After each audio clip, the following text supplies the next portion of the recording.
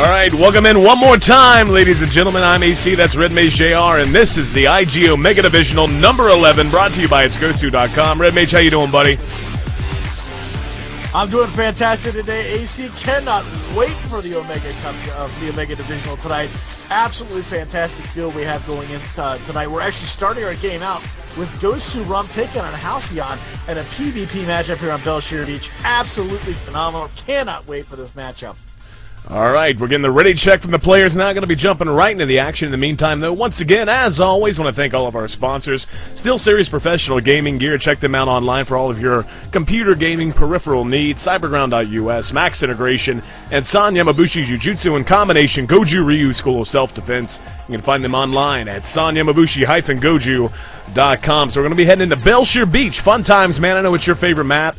And, of course, this is the first chance you and I have had to cast one of our, no, actually it's our second chance. The night we announced the merge with All for One Gaming and we formed Team Gosu, it's Gosu Esports. I can't remember who it was we cast. We got to cast somebody, but leading off with their manager, actually, Gosu Rum, who's going to be representing IGE, it's Gosu Esports at Anaheim, so it should be a lot of fun.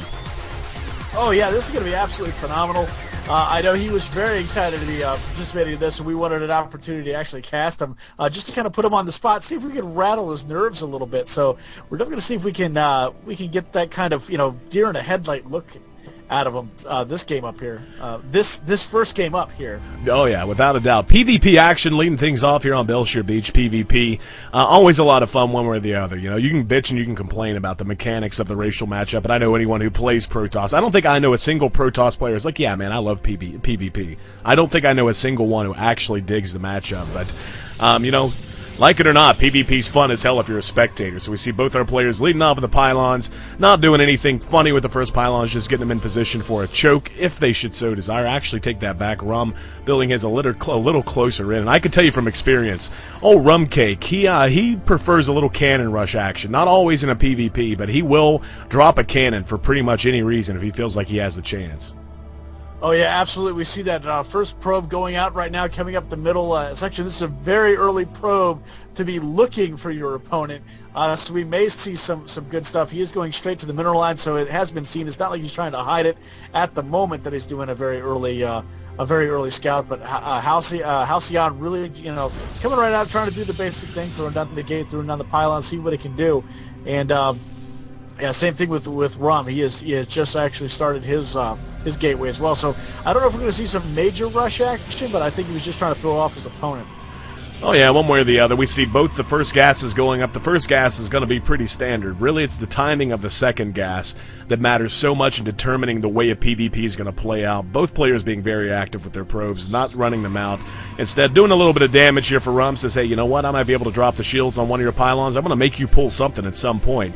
And this is actually a decent little tactic. I mean, he's very slowly whittling this down, but unless he chrono boosts out this first Zealot, it's actually going to be pretty close in terms of how much health this pylon's actually going to have. So a little bit of probe harass here. Rum coming out on the bad end of it, though, a little slow on the trigger, going to have to retreat since he did not get the first shot in. And back at home, Halcyon continuing to poke around and try to watch. And again, keeping an eye on this second gas. That is just so crucial in figuring out what your opponent's going to be throwing at you early on in a PvP.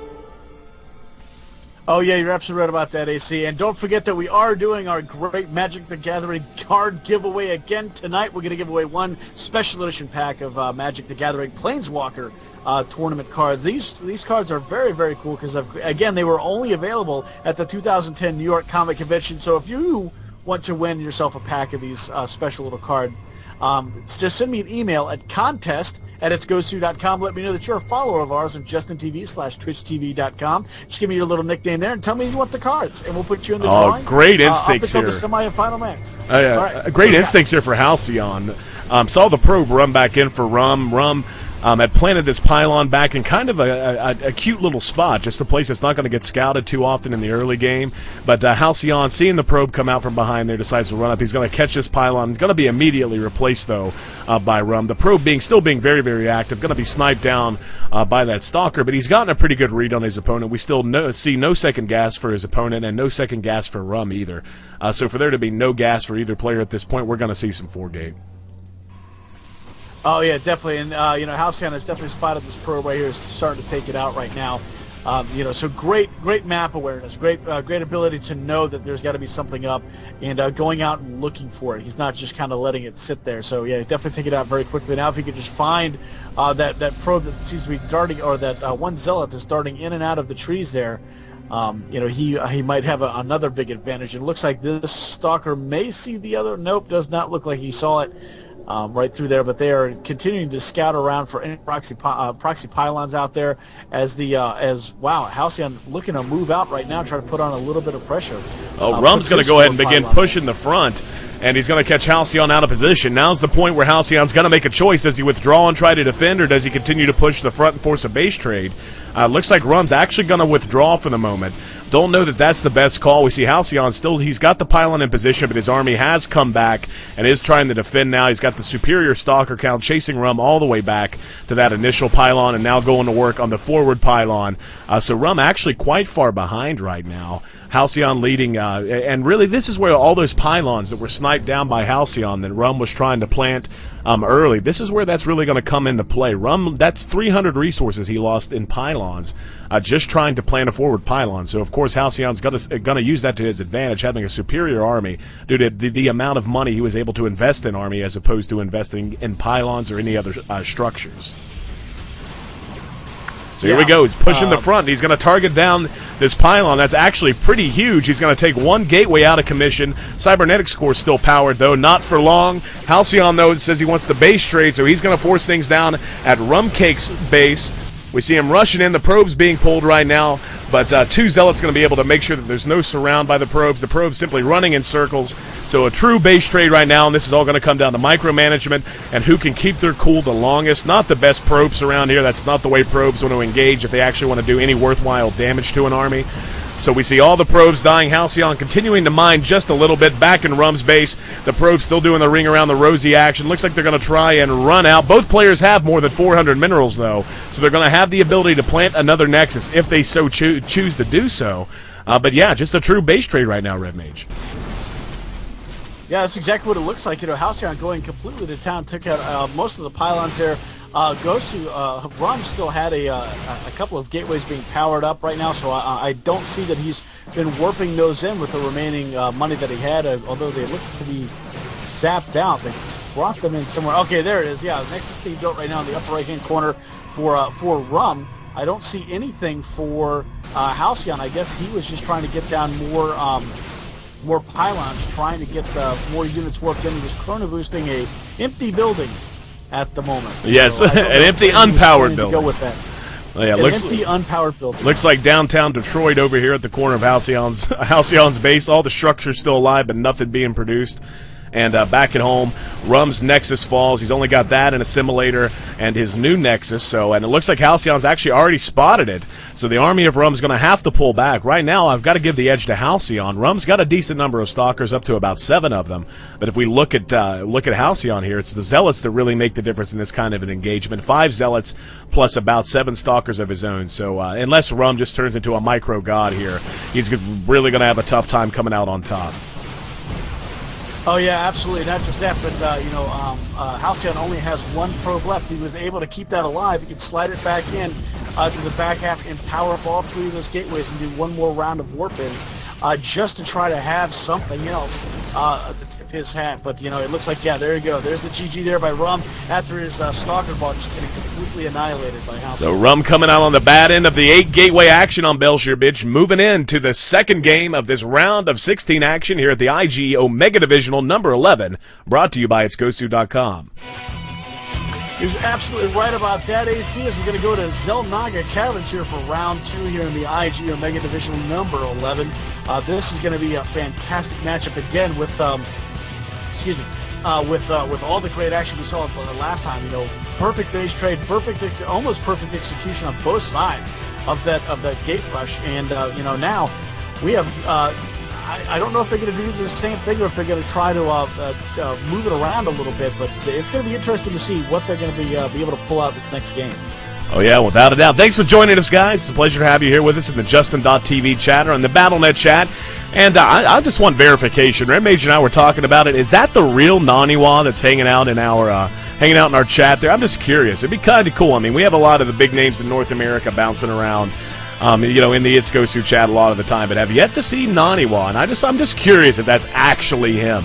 But anyway, while we try to figure that out and while Red Mage gets the next game set up, one more quick shout out to the old sponsors who make all of this possible. SteelSeries Professional Gaming Gear. Make sure if you have a need for a peripheral for your gaming system, you head over to SteelSeries.com, pick that up. Cyberground.us, Max Integration, and Sanya Mabushi Jujutsu in combination, Goju Ryu School of Self-Defense. Check them out at sanyamabushi-goju.com. The music, by the way, you're hearing in the background right now, Machina Supremacy and Ronald Jinkies. Make sure you check them out at ronaldjinkies.com and machinasupremacy.com, as well as the opening little ditty we always open the festivities with here on It's Gosu. HaloTopic.newgrounds.com. You can find the song Battle by Halo Tupic. So where are we heading to, Red Mage? We're actually going into Zelnaga Caverns right there. It's going to be a fantastic matchup here. All right, gentlemen's agreement right now. Getting ready. Yeah, gentlemen's agreement. Holding true right there. We kind of went through a period there where people really didn't pay attention to that. We saw a lot of weird map choices. Now it seems like everybody's back to the old select Zelnaga second every time. Yeah, that definitely seems to be coming back into this I guess fandom now. But you're right. For a couple of weeks there, it was always like Shikuris or Terminus or one of the other large maps to go second with, just so they would have more room to play, I guess. With the metagame evolving the way it does, almost on a daily basis, more people are coming up with stranger and stranger builds, stranger and stranger tactics that are winning games left and right. So this might just be one of those things where, Rum feels extremely comfortable on this map. Oh, yeah. He knows exactly what he wants to do. He knows exactly how to manipulate his unit around, and we could see some very sneaky stuff going on this time around from Rum. Oh, absolutely. So Rumcake down 0-1 right now, fighting for his life, trying to find a way into the round of 8 against Halcyon. Rum going to be spawning in the blue down at the bottom left and at the top right. Halcyon leading 1-0 after a very impressive performance on Belshire Beach. Going to see what he can do to secure himself a spot and knock out the IG member here in the IG Omega Divisional number 11. So, see the probes, they're going to basically pass like ships in the night. Not even going to say hi to each other. It's all right, they're mad. They're estranged. They don't get along anymore. But, it's basically going to come down to the same thing. A lot of it comes down to which player wants to show 4-gate first. Players in a PvP, especially at this level, they very rarely do they go into a PvP and go, okay, yeah, I'm going to 4-gate this time, definitely. It's usually going to be based on what they see, because it's so easy to decide after that first gateway what you want to do. Do you want to tack on a second gateway and chrono boost? Do you want to go 1 gate, 1 robo, et cetera, et cetera, et cetera. So, again, a lot going to come down to that. Red Mage JR flashing a little bit of lags. All right, though, not a problem. And Halcyon doing his normal stuff, staying active with his probe. Same thing for Rum. So, yeah, Red Mage, honestly, a map this size, and I've said this forever, this really is, if you're going to 4-gate, this is the map you want to 4-gate on. This is, without a doubt, in the modern map pool, probably the most 4-gate friendly map in the pool, period. Oh, yeah, it definitely is, with the... Oh, look at this. I told you that this is what Rum does. Back at home, Rum got up the forge immediately. Now he's walled his probe in using the minerals and pylons. So he's going to be going for the immediate cannon rush. We see the reaction forge here by Halcyon, but that's going to be coming up way, way late. The forge is already in place for Rum. Rum throws down the first pylon, and this is so brilliant.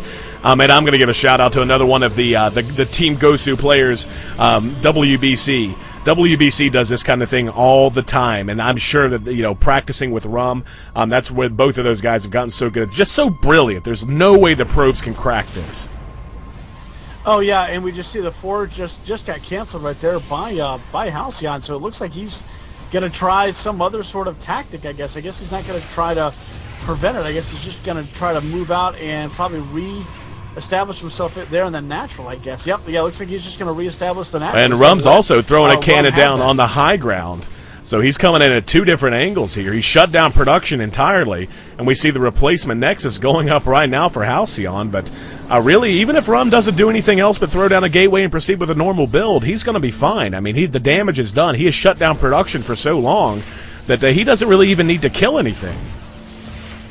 No, you're absolutely right about that. He's, Halcyon's going to be pretty much out of commission now for, several seconds here, and now that cannon's finished, they can't finish off that pylon. Only 72 hit points left on it, and anything that starts pouring out of that gateway is just going to get immediately targeted down. We see that Zealot, all the shields got nuked off almost, and with no real physical damage. And now Halcyon is trying to come into the supply line now of Rum, and trying to pull off all of that. But now Rum is deploying a photon cannon in there, so he's even resisting that.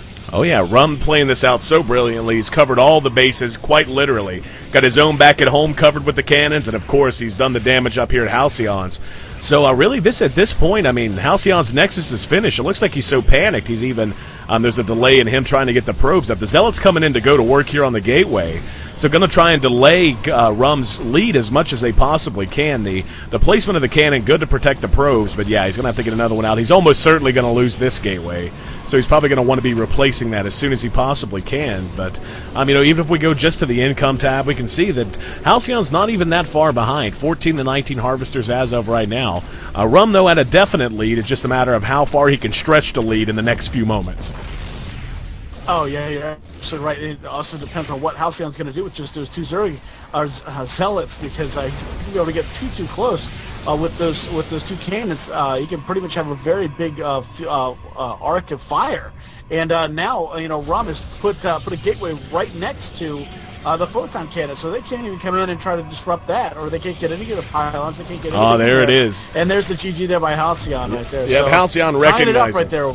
Yeah, Halcyon recognizing without a doubt that he's not going to be able to pull even after that much delay, and especially with that second cannon shelling his second Nexus. So moving in to a tied up Game 3 between Rum and Halcyon here in the round of 16 of the IG Omega Divisional number 11, brought to you by itsgosu.com.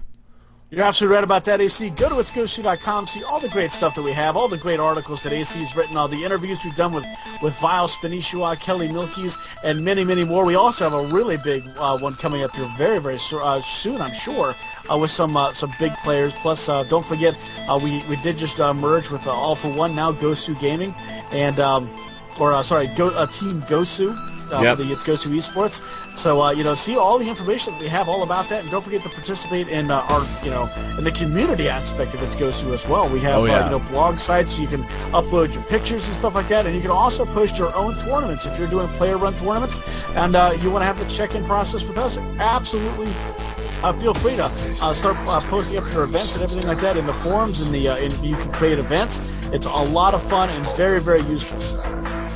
Oh yeah, and really and truly, it sounds cliche, like it's one of those harebrained ideas that, your cousin who always seems to be asking for money comes up for. But It's Gosu really is the Facebook of esports. You have friend lists, you can upload photos into a photo album. It's got auto blogging. You can create events that other people can sign up for, and you can use our automated check-in system to help run and facilitate your events. So, I know there's a lot of people who have accounts because they play in a lot of our tournaments and have never really played around too much with all that It's Gosu has to offer, and we'd like to see that change, guys. We'd like to see a lot of you get more active in the community. So once again, I'm AC, that's Red Mage JR, and this is the IG Omega Divisional number 11, brought to you by itsgosu.com, heading into Game 3 of this best of 3 series between Halcyon and Gosu Rum. Things tied up after some brilliant play out of Gosu Rum in that second game. Going to be MLG Metalopolis, going to be the site of what's going on. So, getting the ready check now, Red Mage? Just 1 second. Apparently, Rum is very sick right now. And apparently, he just, in the middle of that matchup, he suffered a very bad fever spike. So he's just going to take some medicine real quick. Oh, wow. To suppress that great sickness. So there's a trooper right there. Wants to play some games, even though he's, I just want to put out, let's compare that, for example, to, it's like we got a guy who's like, yeah, man, I kind of puked and I've got a fever and I might die, but I'll take some meds, we'll be good, all right? Just MLG Metal Up, let's just go there. And then compare that to the guy that we all know, love, and or hate, depending on who you are. It's like, yeah, sorry, guys, I can't play, I got to go watch Glee. How do you compare that? How do you compare those two? I guess you don't. Right? Oh, I'm sorry, but you're absolutely right about that, AC. Sorry. Look at Rum getting all the love in the chat here. Shake and Mumbles and everybody saying, hey, yeah, that's right. We love you, Rum. Shake Master says, Rum, I love you, go Rum, etc. And thanks so much, guys, for supporting Rum. Of course, he is one of the players, but most notably, I should say, the manager for the new Team IG. the new It's Gosu Esports StarCraft 2 team. So, and he does such an amazing job. He works with the players on a day-to-day basis. Speaking of, while we wait on old Rum Cake to hopefully get some meds down his system and get the feeling better, little update on what's going on with the It's Gosu Esports team. We just landed Poke Bunny. If you know who Poke Bunny is, you know who Poke Bunny is. If you don't, you're missing out. Go Google him. Poke Bunny is going to be playing for the It's Gosu Esports SC2 team, Team Gosu. And on top of that, we have 5 players still active in the round of 64 in the NASL Open. So a pretty good chance that we may have a few players playing in the NASL starting next season in the NASL. So lots and lots of awesome stuff going on here at It's Gosu. So you got word back, buddy. Rum feeling any better? Rum's feeling a little bit better now. You know, that's the great thing about the 21st century. Better living through medicine. Oh yeah. You know, so hopefully he will be back better than ever and be ready to go, because now he's going to be playing on Metalopolis in close air positions on the MLG circuit here. So this is going to be actually pretty nice. We're up in the upper right-hand corner, so we might see some fast action of, you know, forgetting. We could see some good airplay, all kinds of great stuff. You know, Halcyon, of course, taking the 1 o'clock position, and right about just north of the 3 o'clock position is going to be Gosu Rum in the blue. So, you know, Halcyon last game kind of got completely, you know, sideballed by that cannon rush. Oh yeah. And he tried to do what he could, but you know, Rum was completely on top of it, just one right after the other. Move those cannons exactly where they needed to be to suppress anything Halcyon was doing. And you know, Halcyon was he tried to fight the good fight, but unfortunately sometimes you just can't win, and you have to go back to the barn to rethink what you're doing. Oh yeah, absolutely. And I'll tell you, you brought up airplay. I'm not going to say this is going to happen, but I do know Rum. Rum is a guy who does not flinch at throwing down a quick Stargate against any race, be it Protoss, Terran, or whatever. And the fact that he's immediately turning around here, oh, he's going to do something. He's going to pull some shenanigans with this probe. The fact that he didn't even run into Scout, he's going to be doing something right here. And this is just the way Rum plays. If he smells blood in the water, he will cannon rush every time. He will build a proxy Stargate every time. And it looks like, yep, we're going to see the pylon down immediately. Just enough space for cannons. We're going to see another cannon rush, my friend. Yeah, it definitely looks like it, because he is putting himself right down there. That forge is almost complete, and it looks like Halcyon is going to find out where his opponent is here momentarily. And, you know, this could be extremely dangerous, because as soon as he comes up, he's going to see that forge. He's got to know that he's going to get, yeah, there you go. He's going to pull that back immediately. And we see no response yet. Oh, he pulled the probes. He pulled a good group of pros. It seems like he changed his mind, so I don't know what he's doing now. He's going to wall himself in with pylons, I guess. Yeah, it looks like he's just going to try and wall himself in with pylons. And that's actually quite a smart move. That means that Rum's not going to be able to get up onto the high ground at all, and these cannons can't see there. So he's going to get up here and all of a sudden realize he's been shut down. The gate is closed. He can't get through. So brilliant response here by Halcyon, and Rum really going to be on his back foot now, as these cannons are going to be completely useless.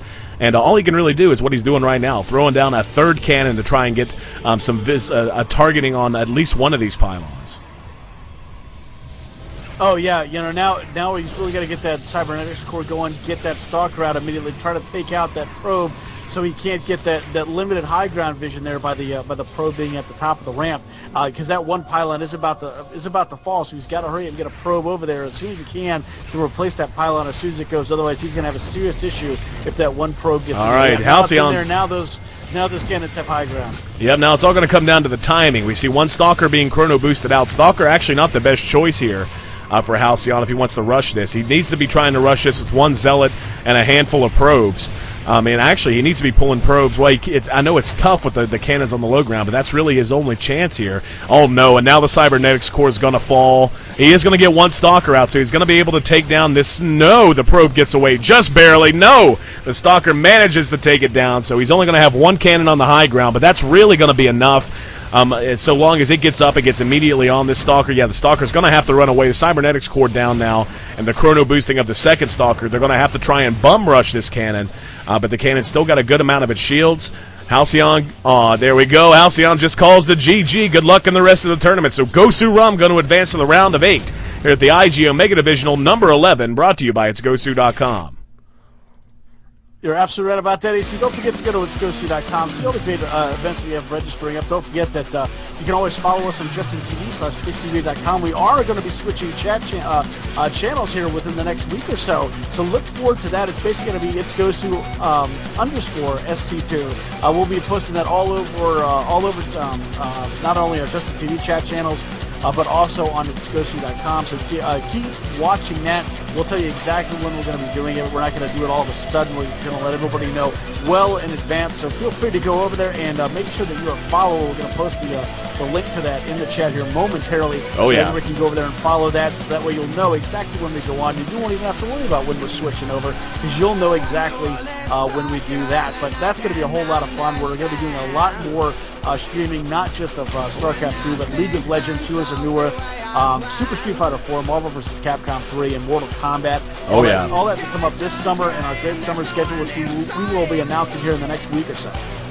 Oh, yeah. I've been working a lot on the summer schedule. Red Mage, man. Again, I'm trying, I'm being a little scarce with the details, but that's on purpose. I'm a big believer in under-promise, over-deliver, rather. But I can tell you this. We've given out close to $3,000, actually more than $3,000, if you count all of our live events in cash and prizes just over our spring tournament series. We're going to be at least doubling that. Yeah, you heard me. We're going to be doubling that amount coming up in the summer. So I'm going to be kicking things off of that in July with the new stream, the new event list, the new calendar, all the fun stuff. So thanks to everyone hanging out with us here in the chat on Justin TV. Animanimus, I hate that name, I can never get it out. Antarianism, Deadly SC2 Live, Halcyon Days, Mumbles of Life, Shakemaster52, Thorfan, and everybody else here on itsgosu.com. Red Mage, who we got coming up next? Going to be Rum taking on who? That's going to be Rum taking on somebody. I'm just trying to find out who won the matchup between Hummingbird and Hammy through there as we get that all updated. Hopefully we'll find that out very, very quickly. Give me 1 second. Not a problem, guys. While Red Mage takes care of that, once again, just a shout-out to the sponsors that make all this possible. SteelSeries.com, Cyberground.us, Max Integration, and Sanya Mabushi Jiu-Jitsu and Combination Goju Ryu School of Self-Defense.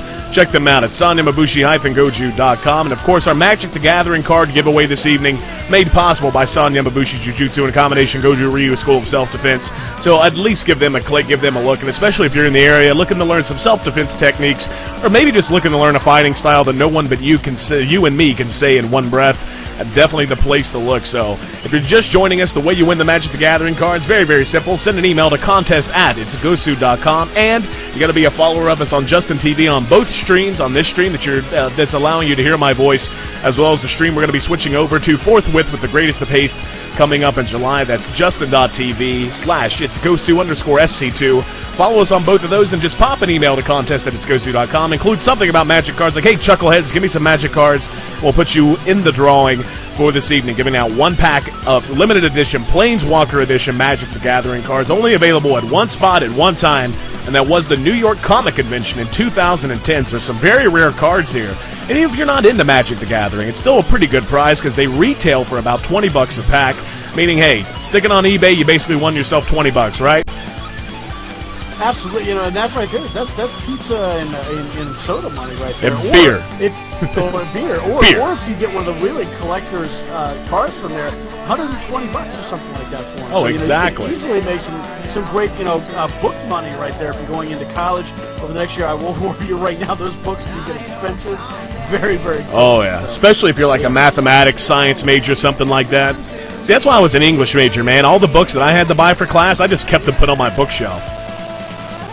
See, and that's funny because when I went to college, we didn't really have a lot of books because all you had to do was just buy your own music, and that was about it. So, I'm a music major. I have talent.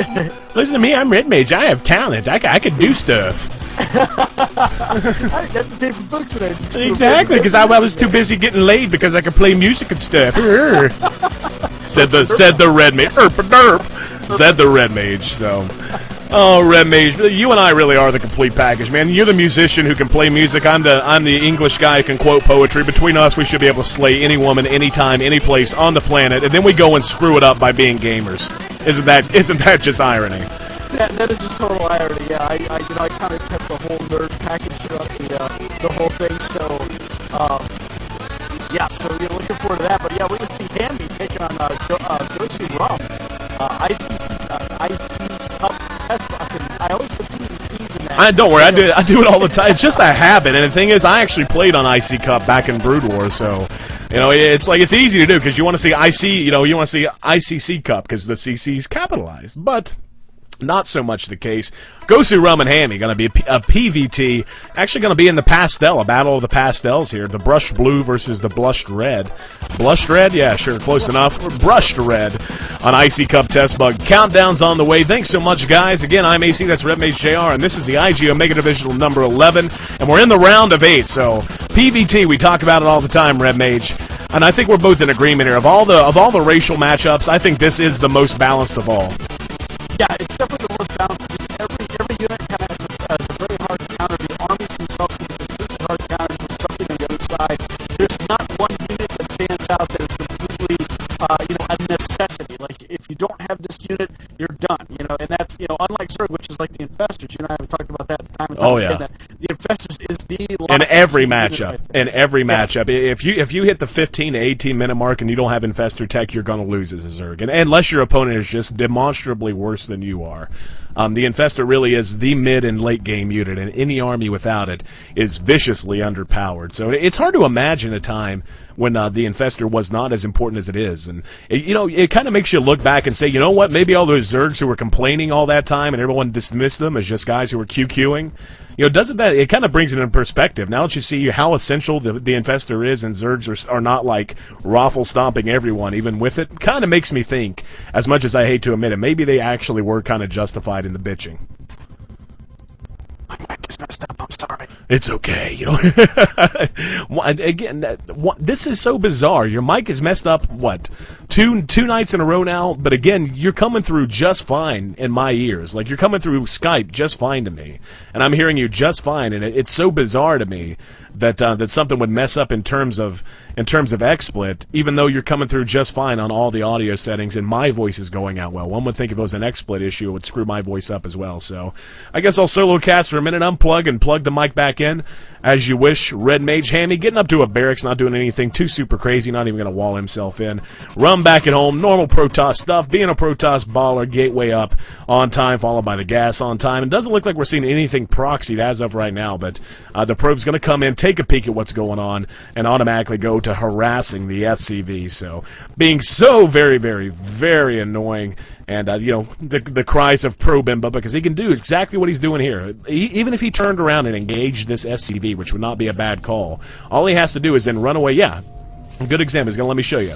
We see the shields of the probe now damaged. He actually got out a little bit late, so he took a little bit of health damage. But now the entire time he's running away, his shields are going to be able to regenerate. So if he does this long enough, he can actually kill an SCV. And this, if you have the spare APM and the spare attention, this is actually a great way to annoy any sort of a player, be they Zerg or Terran. No, actually, now the Marine's out, we're going to see Rum decide to run on back home. So as of right now, at least, no more proxy garbage. Back at his base, Cybernetics Core pylon about to complete. So very normal mid-game stuff. 2 barracks going to be out very early for Hammy. So maybe looking to do a little bit of pressure, maybe just being ultra careful in how he wants to defend this. So Red Mage, how's your mic doing, buddy? I'm hoping it's a little bit better. I moved stuff around. Let me check. A little bit of delay in the stream, so we'll find out. I'm sure we'll get some feedback on that. 3 racks, though, going to be out for Hammy. So Hammy definitely not looking to expand anytime in the near future. He's also got the gas going up. So it looks like he's maybe just wants to put together a little bit of 3 racks pressure. In fact, he's even going to turtle himself a little bit, throwing down a bunker. And really, this is about the time you would normally expect the Terran to be trying to fast expand against the Protoss. Oh, yeah, now it looks like my mic is back in action, so I'm back to help you out, at least for the time being, until XSplit and or Skype messes something up. But, yeah, we see Hammy who's trying to run away from the probe and denied access in there. He's beating on the wall. Let me in, please, let me in. The probe's going to shock me in the butt. and so the probe's just going to sit back out there for Well, Rum. we're going to see a 4 warp gate rush out of Rum. He's already got all 4 warp gates on the way. The last 3 just about ready to complete. He's a little bit behind in his warp gate research. He does have some chrono boost about to be ready to be spent, so not going to be too terribly far off. But he's actually throwing down the second gas, so not going to all in it. Yeah, it definitely looks like he's just going to stick to kind of what he has. That way he has not really an easy transition out, but I guess a backup plan if all this fails, because there seems to be an awful lot of defense up there at the top for Hammy. As far as he's got the bunker, he's got the double wall up right there, and he's definitely cranking out a bunch of. Wow, he has the tech labs, but no Marauders on there. That would have really benefited him there. It looks like he just wanted to get out tech on that. He's got that third. It's kind of off to the side a little bit, trying to see what he can do, but he looks like he's going to expand on the back of any sort of pressure that Rum is going to put out. I don't know if that's going to be fantastic for him, but it is a very smart move to kind of be planning ahead for that. I probably would have gone for a couple more extra Marauders just to kind of hold that line a little bit, because once you start pulling off SCVs to repair the bunker and those and the supply depots to prevent any of those units from pouring in, you're gonna need that extra little bit of help. To kind of pull out of it yourself, right? So that's well, it looks like he wanted to spend. Looks like he wanted to spend most of his early gas here on the upgrades. Now he's getting the Marauders out. So yeah, he just really delayed the Marauder production so he could get up the concussive shell and the stem, the two essential upgrades in early game ground wars between a Protoss and a Terran. It looks like Rum's going to push this, and as much as I hate to second guess our own team manager, I'm not completely sold on the wisdom of this. He is going to be able to take out this bunker due to some well placed force fields. So very well done there. But to me, this just feels so unnecessary. He poked up. He saw that there was a good number of Marines as well as a bunker that's bound to be rebuilt very, very soon. Why doesn't he just fall back and expand? He already has up his second gas, and he could even just try to deny this expansion to Hammy while taking an expansion of his own. So, and then looks like, yeah, he may come out on the worst end of this, losing the majority of his army, going to lose yet another Stalker, and two more about to die, and one more falls down. Yeah, he's going to lose this entire army. So a very costly decision here by Rum, and he's definitely not coming out on top, as these Marines and these Marauders are going to be able to easily kite and handle the remaining Zealots.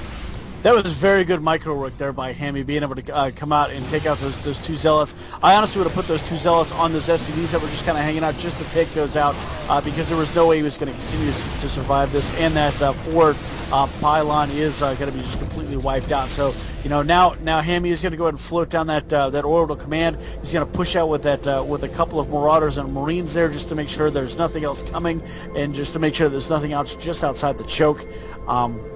Yeah, right now, now it's Rum. Now Rum really didn't do anything on the back end of that. I'm right there with you. He should have set aside a couple extra minerals to go ahead and for the expansion, but it looks like he's going to be very delayed with that. Right now he just has those force sentries really holding the line for him. He's going to have to wait until he can get more units in or something. Well, he's taking a hidden expansion over on the left side, so. Not the biggest fan of hidden expansions normally, but I can kind of understand his thinking here. He's got to be expecting a counter push, but he needs to expand. He can't one base any longer. He has to know that his opponent had a command center ready to go. These are not low-level players. These are players who are not going to neglect to build a command center and get up on two bases as soon as possible. So Rum doing about as best as he can. He just has to hope that Hammy's not very active in his scouting, because if this is spotted, there's literally no way that Gosu Rum's going to be able to defend this in any way, shape, or form. Oh no, but it looks like he's throwing down a factory right now with that reactor on there. I think he's probably just hot swap that off with the starport to get him a couple extra medevacs, maybe some Vikings if he sees any sort of Colossi play. And then more likely he'll transition to some sort of tank play for a good defense, especially on something like Testbug here, where these opponents are. There's so many cliffs and ledges that you can take huge advantage of, and with that kind of wide choke that they have just outside of the natural, you can certainly take a huge bombardment advantage there, trying to get that army in and out of that base, trying to counter push you. So he's actually being very smart too. He's throwing down a couple of missile turrets just in case there's any sort of DT play, or especially, and this is especially important, the observers. Keep those observers out of there so he doesn't know when your army is moved out, so he doesn't know where your army is positioned, and that gives you a huge advantage in denying him any sort of scouting ability after the fact. He's going to have to purposely sack units in order to get a good feel for what you're doing with your army. No, exactly. And Rum continuing to stay to all looks anyway, to all observation on one base, but he hasn't transferred any probes, so he's not really getting the most out of this. Looks like he's actually more starved for the gas than he is for the minerals, immediately pulling all those probes off and putting them on gas. So, as cute as this is, he's going to have to do something. He's a little bit oversaturated here back at his own mineral line. Needs to get about half these guys over at the other base in mining, as Hammy right now is beginning to spring further and further ahead, up to 87 supply to the 58 of Rum. So Rum's going to have to do something to change the complexion of this game. Otherwise, if he leaves it up to Hammy to simply push, Rum's not going to be able to deal with it. Oh yeah, we see a nice drop coming in right now. 2 Marauders, 4 Marines going to be dropped off just out here in the back, just shy of the this one pylon. A Stalker and a couple of Zealots going to see it coming in, and he's going to stem right in and pretty much take out that Zealot. And now he's going to take out that Stalker. Now all he needs to do is really take out that pylon. He can completely shut down production back here out of these 2 warp gates. Just doing disgusting damage here. He's actually going to pick up. So that's a little bit surprising. All that Rum had outside of that next warp-in that just landed was a handful of sentries, and sentries not going to match up well against Marines and Marauders. But, yeah, it looks like he's just going to continue to try to put got to be very careful. Down to 28 hit points. They almost lost the entire medevac. Now he's going to move over and see. I think he's wanting to drop here. Yeah, but there's nothing here for him to attack, and that's got to be surprising to him. And in fact, I would say he's going to have the game sense to know that something's off. There's no way he's just up on one base. He's got to have something hidden somewhere. Yeah, not after he saw that Twilight Council beaming in. He saw all those gateways. He's got to know that something's in there, and he's got to push right now. He knows that Rum has overextended himself. Great force field down there at the bottom, but it's a little early, so it's going to shut down before he can renegotiate his troops up there. And we see just more and more medevacs coming in. That is going to heal them up pretty well here, and he's going to elevator them right on top of it. Rum being very diligent, aware of what the situation is, throwing down force fields to try and block not only the troops from marching up, but being very active and dancing around to make sure that none are elevated up. So Rum showing off the APM, but again, just falling further and further behind, down to 76 supply against 130. So almost at half the supply of his opponent, and it's only going to get worse. He just doesn't have the economy right now to keep up in terms of production. Both players are even in terms of harvesters, but we can see that what it due to the mules at the very least, Hammy's just in a much better position, and he's got this very, very scary ball here with 1-1, combat shield, stem, and the concussive shell. So really beautiful play by Hammy here, showing exactly what a Marauder Marine medic ball should look like against Protoss. Oh, yeah, and on the back end of that, he says his opponent's locked himself in his base. Fine, I'm just going to go ahead and take an expansion right there. Goes ahead and expands very well. Getting out some more, getting out a couple of tanks just to start shelling them from the ridge there. Then now it looks like he's just going to start moving more and more medevacs over there. He's going to try to take everything up all in one notch. And wow, there's nothing there to get him off the ramp, and he's going to be in the base now. Oh yeah, here we go. Rum's in a lot of trouble. Oh, bad control. Rum loses the Immortal without so much as a shot fired. The Zealots rushing in and being kited absolutely to death. And there's the GG. So Hammy going to jump out to a 1-0 lead here in the best of 3 round of 8. Brought to you by itsgosu.com and our IG Omega Divisional number 11. Oh man, what a great game right there. Rum was unfortunately just caught kind of back. I don't know if the medicine's just now kicking in, and he just wasn't able to keep up. But Hammy was doing a phenomenal job, pouring in with those Marauders, Marines, and medevacs, and then and finally storming into the base, kicking down the doors, and trashing the place thusly. So enforcing that GG there by Rum. So we're gonna get the next matchup right now. See where we're gonna go. But don't forget, send me an email at contest@itsgosu.com. Try to win yourself that special edition pack of Magic the Gathering Planeswalker Series cards, because we are giving away one pack tonight, of course, because we're gonna be having a major LAN event on Saturday. That's when we're going to be giving out a ton more, but you want to make sure that you have your opportunity to win them now as soon as you can, because we're also going to be giving them away live on Saturday. So, if you're going to be down there, you'll be able to get them live, and that's going to be a whole lot of fun. AC and I, of course, will be there at Cybergrounds on Saturday. Can't wait to see everybody down there. A lot of great players coming in to participate, so we cannot wait for everybody. We want to thank everybody again for hanging out with us in the It's Goes To chat. Also, the It's Gosu chat channel here on Justin TV and TwitchTV.com. We can't do it without you, the great community that we have. And the more you ladies and gentlemen help us out by participating in the forums, giving us great ideas. I was reading a lot of your suggestions for the drinking game. They look very... it looks like a lot of fun. Look at the based on some of them, Red Mage, especially, like some of them that are, and fair enough, some of them are kind of critical of us, and I'm okay with that because it's kind of part of our personality. One of them was, every time you say that's absolutely right, we take a drink. That alone, we may as well hook up an ID. Or excuse me, an IV. We may as well just hook an IV, just hook it right to our veins. And then one was whenever I mess up a stat, which, yeah, that happens from time to time. I'll take it for that. So that's a pretty common occurrence. And then, yeah, picking on us for the audio and all that fun stuff is all right. We love you guys. We know you love us, too. You just want to see us drop dead drunk on the stream. And you know what? I don't think I'd mind that too much. So where are we heading to in Game 2, Red Mage? We're going to be going to Zonaga Caverns right there. Rum trying to take a great, comfortable, second game right here. Hammy's got to let the dog out, so he's going to need 2 minutes, so we'll have an opportunity over to this. And Mumbles wants me to let everybody know that he has posted an event in the StarCraft 2 events channel, so go there and sign up for that great event. It looks like it's going to be pretty good right there, and looks like that's going to be a lot of fun. So there you go, and we'll get back to you guys when we're going to be doing the drinking game night for that. But we have a huge amount of stuff lined up for July. Right. We have a charity tournament that we're setting up there for not only the celebration of the StarCraft 2 release birthday, but also for, of course, the great charity Child's Play. Oh yeah, which AC and I are very, very excited about, as is all of the IG staff. And we also want to thank Voss, Mr. Mini-Me, and of course SKS Drive for all their work today and every day behind the scenes, so that way AC and I can continue to shout off at the mouth like a couple of chuckleheads. Oh yeah, and actually somehow get paid for it. Yes, it's so weird that happens. Oh yeah. So, but seriously, guys, July is going to be a big month. We're going to be launching the 2011 tournament series. We've got MLG Anaheim coming up, and as Red Mage pointed out, we're going to be working with, in my opinion, the best charity going right now, Child's Play.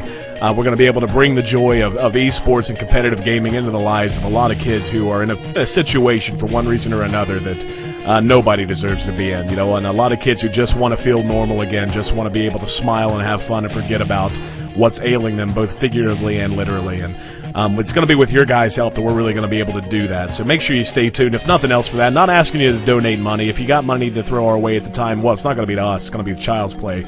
Great. But even if not, just join us in the stream. We'll be running some ads that'll all be benefiting Child's Play. So even if you do nothing else but leave the stream on and pop in once in a while just to call us chuckleheads, I'll be perfectly okay with it. So moving into the next game, guys, we're getting the ready check. Looks like Rum and Hammy are ready. Counting down here at the IG Omega Divisional number 11, brought to you by Itsukosu.com and, of course, by SteelSeries, Cyberground.us, Max Integration, and Sanya Mabushi Jujutsu in combination Goju Ryu School of Self-Defense. Check them out at sanyamabushi-goju.com. And I am such a baller, I did that without even looking at the ad screen.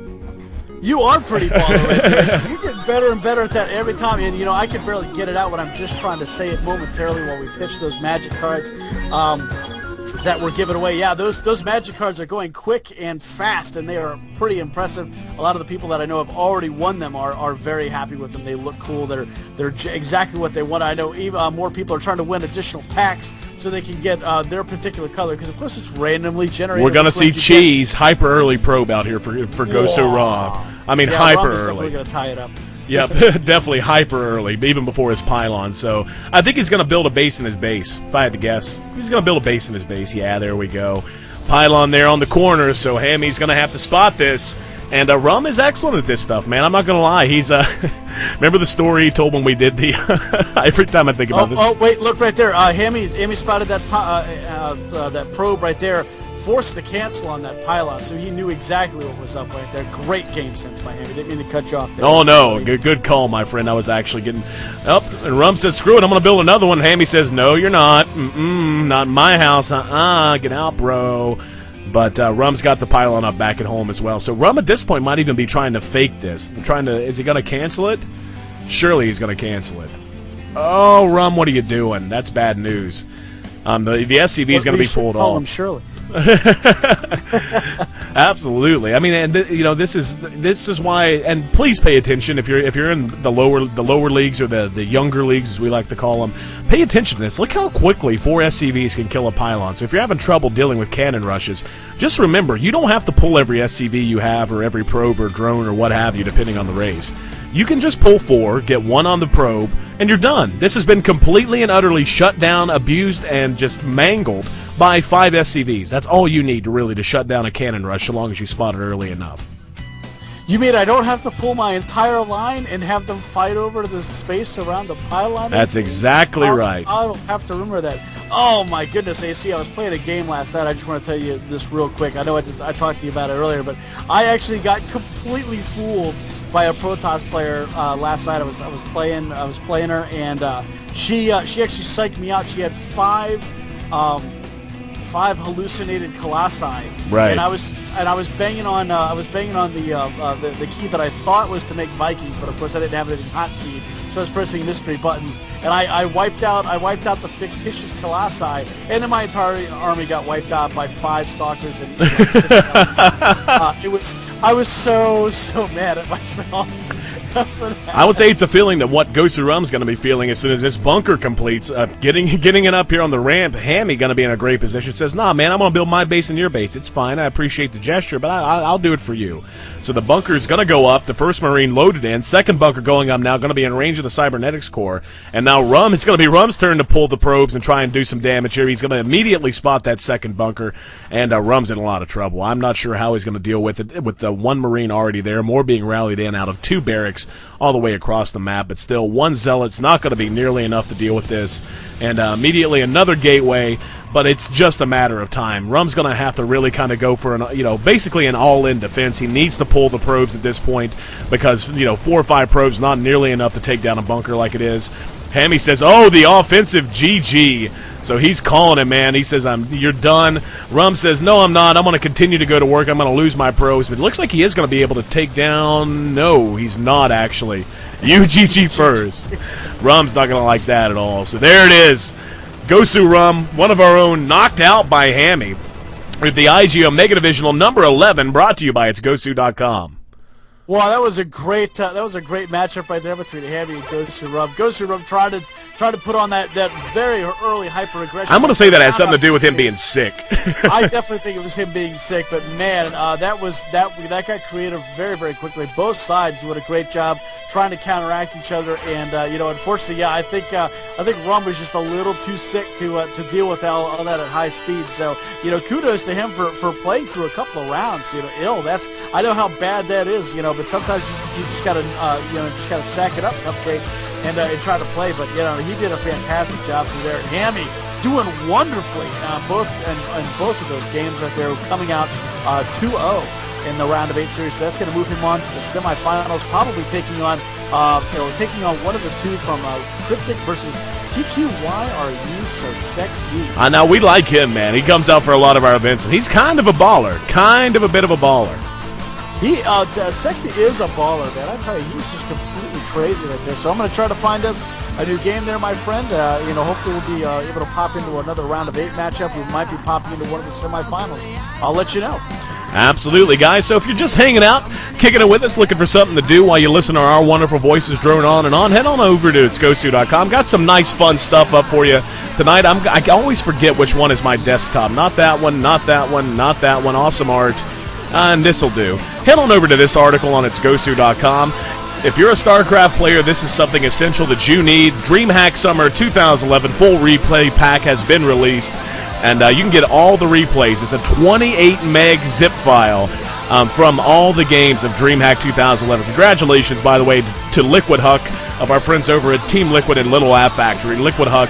Oh, yes, it's a spoiler. I don't care if you don't know by now. I'm not going to lie, man. I'm getting a little bit sick of the expectation of the community where it's like, oh, you're not allowed to talk about who won anything for at least 3 days. No, that's not how it works with every other sport. If you want to know, you pay attention, okay? How do you feel about that, Rip Mage? Does that annoy you as much as it annoys me? I'm fine with spoilers. As long as you don't tell me, the day of the event, because I might be, a couple of days afterward. Yeah, it's fine. I don't care, because if I haven't heard by now it's my own fault because I haven't looked or I haven't taken the time out. You know, as Einstein once said, there are 24 usable hours in every day, and at some point you could be doing something. A lot of times I don't get to watch all the full games, but I at least look at all the scores so I know what happened, and if I see a particularly interesting score, I'll go watch that game. Right. You don't have to watch every single one. Well, what annoys me is that it's not even that. It's that, like, people get mad if it's like the day after an event and you post a headline or something that's like such and such won. They get legitimately irate, man. They're like, God, when did you put a spoiler tag goal? It's like, dude, no. We're in the business of breaking news here. We're not in the business of catering to you because you're too lazy to watch flippin' DreamHack. That's a whole lot of not my problem, bro. You're absolutely right about that. Sorry, I'm still looking for a game. That sound like a mumbles a day. You're absolutely right about that. You're absolutely right about that. Well, and I love that it seems like nobody in the Justin TV chat's paying attention. They're all worried about the Magic the Gathering event that's being organized on its Ghost, and I'm totally cool with that. So, one Superman. Wait, Huck won? Yes, that's right. Ass, drink, says Antarianism. Okay, I'll have a drink of Diet Coke. But yeah, by the way, guys, tomorrow, and we should have everything in line coming up for this Saturday, but after that, when we continue through next week and on into July with the kickoff of our 2011 Summer Tournament Series, I'm going to have a brand new rig, brand new computer that I'm going to be using. The stream should be a lot clearer, a lot smoother. All of the audio issues should disappear, and if Red Mage can work it out, I'm going to try and stream us on webcam while we cast from now on. Just because, for whatever reason, for reasons beyond my comprehension, folks have implied that they really want to see our big ugly mugs, our big ugly pusses, as Red Mage would say, when we stream. So we're going to be trying to do that moving in too. So we pay attention, we try and do our best to cater to you all, and it's always a pleasure. So Red Mage, we got us a matchup yet? Yeah, trying to find that out. Apparently, RSVP unfortunately had to drop out of the tournament there. So who did? RSVP. Oh wow! RSVP. Apparently he had something that he had to go do. So Drunken Boy is going to get that advance right there. So I didn't want you to look at that and go, oh wow, what happened there? So yeah, apparently that's going to advance him. So I'm just checking to see if they've started playing their round of 8 matchup now. So I'm going to try to focus in on that one. I will be right back. Not a problem, buddy. You're absolutely good. Antarianism asks, how's the League of Legends channel going? It's going well. We're going to be having it up and running sometime in the very near future. But the League of Legends team for It's Goes to Esports, pretty baller, man. Not going to lie. Going to be competing at the World Cyber Games in August. And as of right now, they lead the points on the ESL. I got to admit, I'm kind of just now beginning to get into the League of Legends scene, but if I can find it somewhere. But yeah, so far as like the qualifying points for all the big tournaments over at the ESL, our team is actually leading by leaps and bounds, like doubling the score of the next closest team in terms of victory points or whatever you want to call them. So you're definitely going to have the League of Legends stream up sometime very, very soon. So one Superman says they are beast. I'm forced to agree. From what I know of them, we got a pretty beastly ass League of Legends team. So, by the way, I'm starting to get PMs again on StarCraft, and it amazes me every week. People's like, "Hey, who's the music? What's the music? What's the music?" The music is Machina Supremacy and Ronald Jinkies. Check them out at ronaldjinkies.com. Check Ronald Jinkies out at ronaldjinkies.com, I should say. Buy his album Disorganized Fun and Machina Supremacy. Make sure you buy their albums. But I know that the music that I'm streaming right now was actually music that was released for free by Machina Supremacy, so you should still be able to pick this music up for free without any kind of an issue. And the opening ditty, by the way, that we always use to open up all of our events is Battle by Halo Topic. You can find that at halotopic.newgrounds.com. And, yeah, so Make It Steel series, says Red Mage JR. What are we talking about? To Micro Center. Was saying that he was on his way out to go out and pick himself up a new mouse and keyboard. And I just wanted to remind him that support the sponsors that support us, and I think it goes to a team here. You know, buy Steel Series because they do make fantastic products. Happily recommend the 6G V2 keyboard. Phenomenal. Not a whole lot of glitz and glamour on it, but it's a very reliable, very sturdy keyboard right there. And the mice. I'm actually waiting for the Diablo 3 mice. Of course you are. You fanboy. That one looks. I am a huge fanboy, but yeah, I'm not. I might get the Z board cover for it, like I did the StarCraft 2 one. But I don't know yet, but I know I want one of those mics just because it's got the little scroll work on there. So yeah, Race did not get it.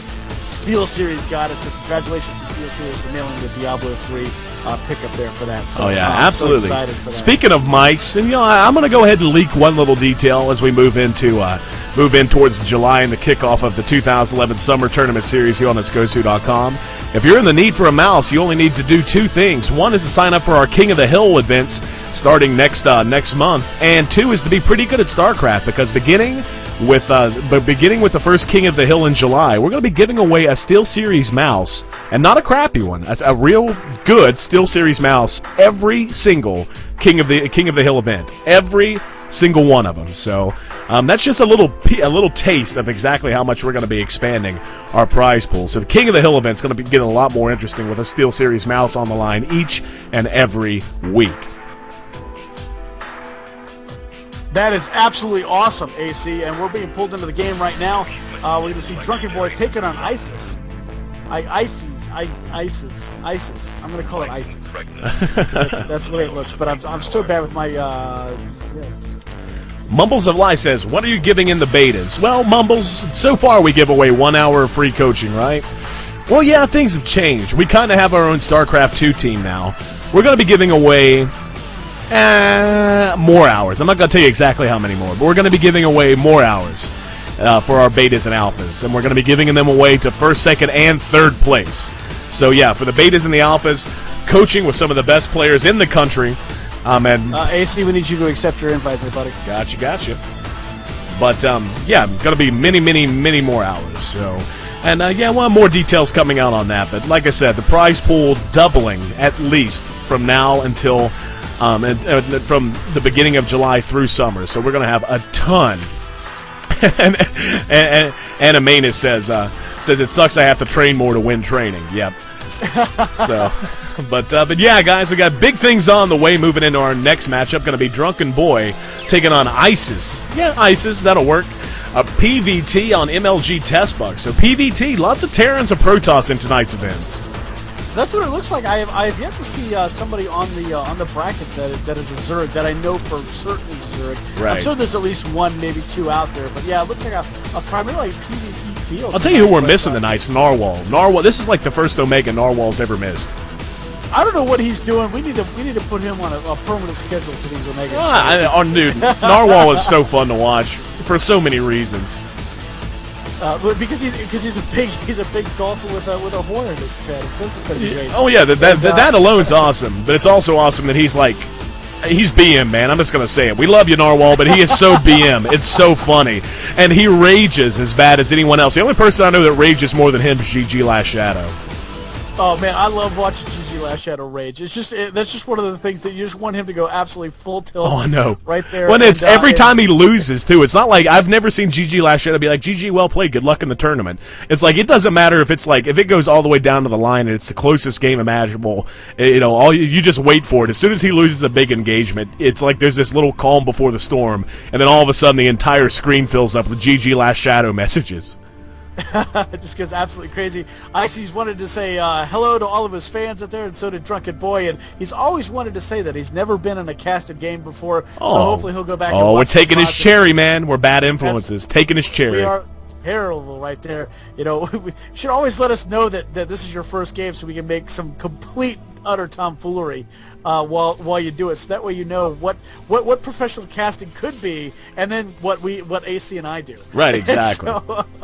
Because we offer something. I think we offer a pretty saleable product, but I don't know, man. Watching like Day 9 at DreamHack, nothing but love to Day 9. He's the biggest name in esports right now, in my opinion. But yeah, watching him at DreamHack, there's some pretty good analysis there, but I like to think we're pretty near the level of analysis and jokes and funniness, and we interact with our community a lot too. So, love you, Day 9. Hope to meet you sometime, brother. You seem like an amazing guy. Maybe run into you at Anaheim or something like that. Drunken Boy, getting up his gas, and I raise my voice because that's all there really is to be excited about at the moment, other than a little pro harass, picking and chewing on the SCVs, back at home for ISIS, spawning at the red at the bottom. We see normal stuff as well. So, early game shenanigans, and this is where we can usually make movie jokes. Yes, yeah. This Oh, is wow. where we can be. ISIS drops a pylon for reasons beyond my comprehension. I guess he's just trying to delay a tech lab, but he can just float the racks. I have no idea what's going on here. I've never... There he goes. Cancel it at the last second. Yeah, I think the whole purpose was just to delay the tech lab. Yeah, that's an actually interesting technique there. I haven't really seen that before, but I guess Drunken Boy didn't really feel like picking up and stopping. You know, I guess he could continue to make production on that, and then was just waiting for it to go away. But yeah, you're absolutely right. He could have floated it. It would have wasted a couple of seconds, but yeah, there would have been no real damage done to it. But you know, Ice is probably looking to throw off his opponent just a little bit, because sometimes when because it's not really meant there to be, you know, detrimental, but it is there to be annoying. And sometimes just annoying your opponent is just enough for them to be like, grumble, grumble, grumble. Why that jerk had to grumble, grumble, grumble. You know, and then all of a sudden, herpa-derpa, and now, you know, herpa-derpa angrily, and then, and then, you know, something it might throw up his macro just in the slightest. Or well, we see a absolutely completely very fast Nexus here out of ISIS. So I guess his plan was, you know what, I'm just going to do something crazy like drop a pylon to block your tech lab, then expand, because hey, you know what, I bet you've never dealt with that before. Drunken Boy though says, I've got a pretty good idea what I want to do. I'm going to try and bunker rush, but I'm going to get stabbed. I'm going to get the so a little SCV trade there. I was going to say the SCV gets shocked in the back immediately, falls to pieces and burns to death, as all SCVs do. Now the Stalker going to chase away the Marine, but the first Marauder's out. These probes actually are very essential in this battle. This Marauder's not going to fare very well, not going to lie, not the best micro I've ever seen. Drunken Boy, I don't know what he was thinking there. The whole purpose of a Marauder with the concussive shell is to kite. Instead, he just walked a ring around his opponent and basically threw away the one unit that he had that might be able to shut down this early Nexus. Oh yeah, absolutely right about that. And don't forget that if you have a lot of StarCraft 2 replays that you want to upload, that section is up and ready so you can upload your replays there. You can even try to compete for replay of the week. Didn't mean to interrupt that, but we did forget to put that in there. Not a problem. You're exactly right, Red Mage. So ISIS continue to try to push out. It's going to force back this Marine and this Marauder, but I love micro wars like this. Oh, the Sentry's way too far out. Got to be real careful. Almost loses the Stalker as well. The Don't Tase Me Bro routine not going to be nearly enough. The Probe's having to pull out, and this really is a remarkably good way to deal with this kind of a harassment. There was actually a little bit of a Manor Marauder there. The back Marauder blocking the forward Marauder from pulling back, but he managed to get that out of the way. Now, oh wow, he picked up all the probes. So 200 minerals worth of probes gone now. And wow, this is actually in a lot of trouble here. The bunker's not going to finish. There's no SCV there to try to do it. But with this many SCVs and a Marine here, there's not a whole lot that ISIS can do. He's going to have to warp in off of his gateways, and he's got 5, so preemptively put down 5 gateways in the anticipation of being mining off of this Nexus immediately. So here we go, more more probes and more Stalkers trying to stream down here. Little bit of micro here out of Drunken Boy, but largely trying to stand his ground to fight this out. All the probes going to die, but the Stalker's getting a little bit of space for them. And he looks like, yeah, ISIS most likely going to be able to chase this out, at least for the moment, but more units being rallied in. Oh yeah, tons of more units going in there, doing a great job there, trying to completely stop this bunker harassment there on his natural. But you know, right now, you know, Drunken Boy cannot let that go unpunished. He has started building his own command center now. That way he can go ahead and get his expansion going, get his economy up and booming too, because he does not want to fall too far behind ISIS. ISIS. Yeah, I'm ISIS. just gonna call him ISIS. ISIS. Okay. For some reason, it looks and sounds weird in my head when I say ISIS, but yeah, I don't know why that is. Everything else I mispronounce. ISIS I can't pronounce. That's so bad. But we see another group coming out here, led by a SCV. You might want to tuck that to the side as opposed to having to run that far out and about to get picked up very easily by these Stalkers here that are wasting time taking out a destructible rocks. Oh yeah, these Stalkers going to be caught way out of position. The good stim there from Drunken Boy, not the best force fields in the world, going to lose almost all of this little ball he was trying to be aggressive with, and now chased all the way back to the shadow of his natural. The Marauder's going to stim again. I'm not the biggest fan of that second stim. He really didn't need that, and that's just too much damage to absorb without a medevac to heal. But ISIS, again, able to hold things off.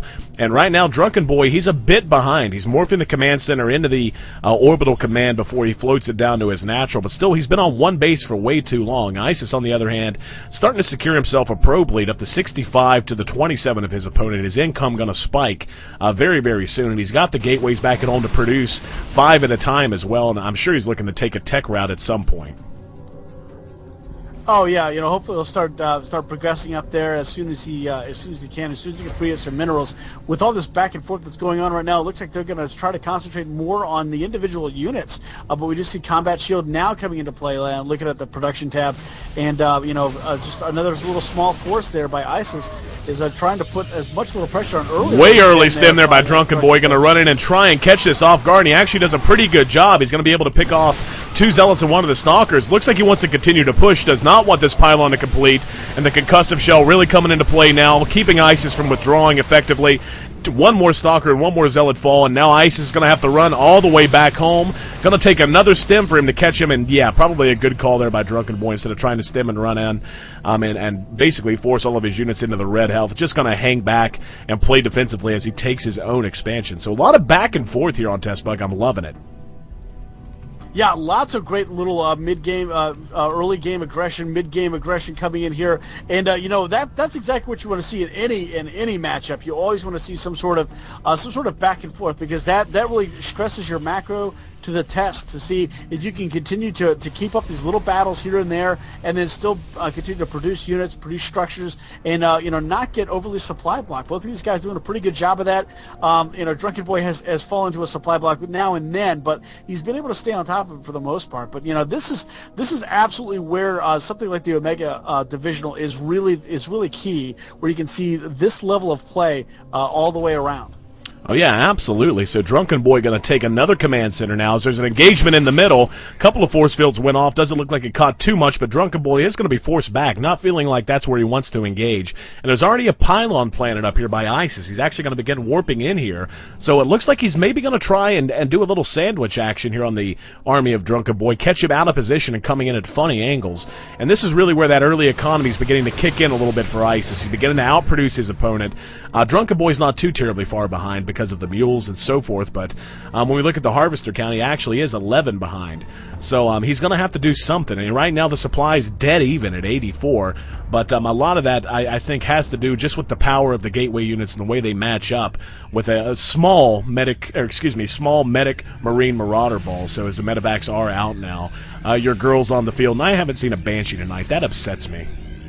Yeah, not a single Banshee, because everybody knows that the medic is better. I'm sorry, that's just the way it's got to be right there with the medic moving out. Now these guys are going to stem to try to take down some of the destructive. Oh, there he goes. He spots the army of ISIS, moves in. The sentries are way out of position. He gets out a great amount of force fields, but look at that. The medevacs, as much as I hate him. Oh, he drops one completely full of Marines, though, but the medevacs being the hero, pulling the units out and away from those force fields, but ICE is definitely coming out way ahead there in that engagement, and it seems like they fought over these rocks the entire game. I'm not sure what the obsession is. I think somebody wants to get their... Oh, there we go. Drunken Boy, that's an ill-advised stem in there. Great force fields again out of ISIS. Cuts this army in half, but he manages to move around the sides and try and get a decent concave. Not going to work, though. The forces of ISIS just way too powerful. The second medevac dies. Now the Marauders and Marines kind of just doing the panic maneuvers here, trying to kite around as much as they can. Not going to be able to shut this down. The SCVs have to be pulled, and he actually might hold this, but it's not going to matter. It's going to be so many losses here that ISIS is just going to be way ahead whether he decides to push or withdraw. Oh, yeah, this is going to be absolutely ridiculous right here. The Drunken Boy pulling off a ton of SCVs. They're melting before they can even get there most of the time, but looks like they're handling them pretty well there. But that lone Marauder and that lone Marine right there are really trying to take out what they can. And, yeah, everything right there is just completely obliterated. ISIS moving back a little bit, trying to take out this orbital command that was just sitting there. Drunken Boy pulled back to have the medic go ahead and heal up the rest of his units. And looks like he's going to try to push it again. Yep, he's going to stem down. Drunken Boy, though, just way too small a number. He's going to be able to kite these Zealots for a while, but really it's just a matter of time before ISIS manages to spring ahead and roll his way to a GG. There's not enough tech on the field right now for Drunken Boy. Tanks would be about his only hope, but he's basically tried to out-macro ISIS the entire game, and with ISIS having that early economic lead, now adding on to it with a third Nexus, really, Drunken Boy's going to have to change things up. The Marauder Marine Ball's not going to get the job done, especially with Blink and now a Dark Shrine on the way, Red Mage. Oh, yeah, looking absolutely ridiculous, and now the +1/+1 for armor and weapons is going to be starting to take effect right now for the Marines and Marauders. So, I guess he was trying to rely on that particular, upgrade to try to help him out here. But, yeah, I'm right there with you. He needs to start making some sort of tank, some sort of mechanized, something. He needs to get something out there to give him that advantage. Because really on the complete tail end of all of this, right now ICE is taking a third base right now. He's moved back to that Zonaga Tower just outside of Drunken Boy's base. He's just did another set of warpins, and he's trying to move out. Well, there's the stem. Drunken Boys says, you know what, it's now or never, but now the blink is revealed. ISIS is going to be in a great position. He'll be able to micro these Stalkers forever against the Marine Marauder Ball. The +1's going to help out, so it's not going to be quite as one-sided this time. And wow, actually looks like... Wow, I guess the +1's going to do a lot more than just help out a little. He's actually got ISIS on the run, and now the cat barks at the dog, and the dog decides to turn back around and say, nope, I'm not done, man. We're good. I'm going to chase you on back to your natural. And as well as Drunken Boy's doing here, he's only got so much time and so many stems and so much energy on those medevacs. The SCVs and even the mules trying to mix it up now to try and stem off this aggression. But ISIS... doing a good job, I feel like, of not forcing the issue too much. Doing the damage, but when he feels like maybe he's at a disadvantage, oh, look, here now the DTs are going to come in, and it's all going to come down to the energy on the orbital commands. Actually got a ton of energy, so this isn't going to be as effective as it should be. Oh, yeah, he's got plenty of energy saved up for all this. There goes the scans, but in the wrong place. Nope, now he can find the tail end of one right there, so he does knock those out. Massive action going on there. Those Zealots trying to get to those Marauders. He pulls them back to funnel them into the line there and trying to block them with the probes, SCVs and everything. But there's the GG there by Drunken Boy, taking full advantage of that mineral line. But unfortunately, he just could not hold up against ISIS. ISIS taking that game 1-0 here in this series of the round of 8. Yep, Drunken Boy did a good job holding off the aggression as long as he could, but in the end, ISIS just a bit too much for him here in Game 1 of the Round of 8 matchup between ISIS and Drunken Boy at the IG Omega Divisional number 11, brought to you by itsgosu.com. Oh, yeah, you're absolutely right about that, AC. Don't forget to go to itsgosu.com, see all the great events we have, not only the LAN event we have coming up on Saturday, which is going to be a whole lot of fun, where you'll be able to see AC and I do all of our shtick live. But you'll be able to play with some of the top 200 players in the country are going to be there, and that in and of itself is going to be absolutely fantastic and a whole lot of fun. And of course, we'll hopefully have the camera up this time, so you'll be able to see our smiling faces as we go crazy, and you'll hopefully be able to get an interior view of Cyberground, the opium den for nerds, as AC and I like to describe. Oh man, it is the nerd opium den. It really is. You walk in and all of a sudden, it's like a casino for nerds, really. That's probably a better than no windows, no time devices at all. You walk in, you just drop some money on the table, and you forget about the world outside of the walls for a few hours at a time. So it's going to be a lot of fun. If you happen to be in the Northern Virginia area, come say hi to Red Mage and I at cyberground.us. Now you can find all the directions or whatever, or what have you, right there. And it's really a beautiful area. We'll take you, if you come on down, we'll take you out to Tippy's Tacos. Tippy's Tacos, so good, Red Mage, so good. Oh, love Tippy's Tacos. I look forward to that more than anything for all the LAN events that we have. Just because, going out to Tippy's is just absolutely phenomenal. Those taco specials that we have, great. And of course, we always have we have a deal with them where if you come out for the event, it's a buy one get one free entree thing. So you can get 8 tacos for the price of one. So absolutely fantastic out there. Oh so, yeah. Hopefully everybody can come out and hang out with us. If not live, definitely check us out in the stream because, of course, we'll be a featured stream there on TL, so you'll be able to see us live with tons and tons and tons of people.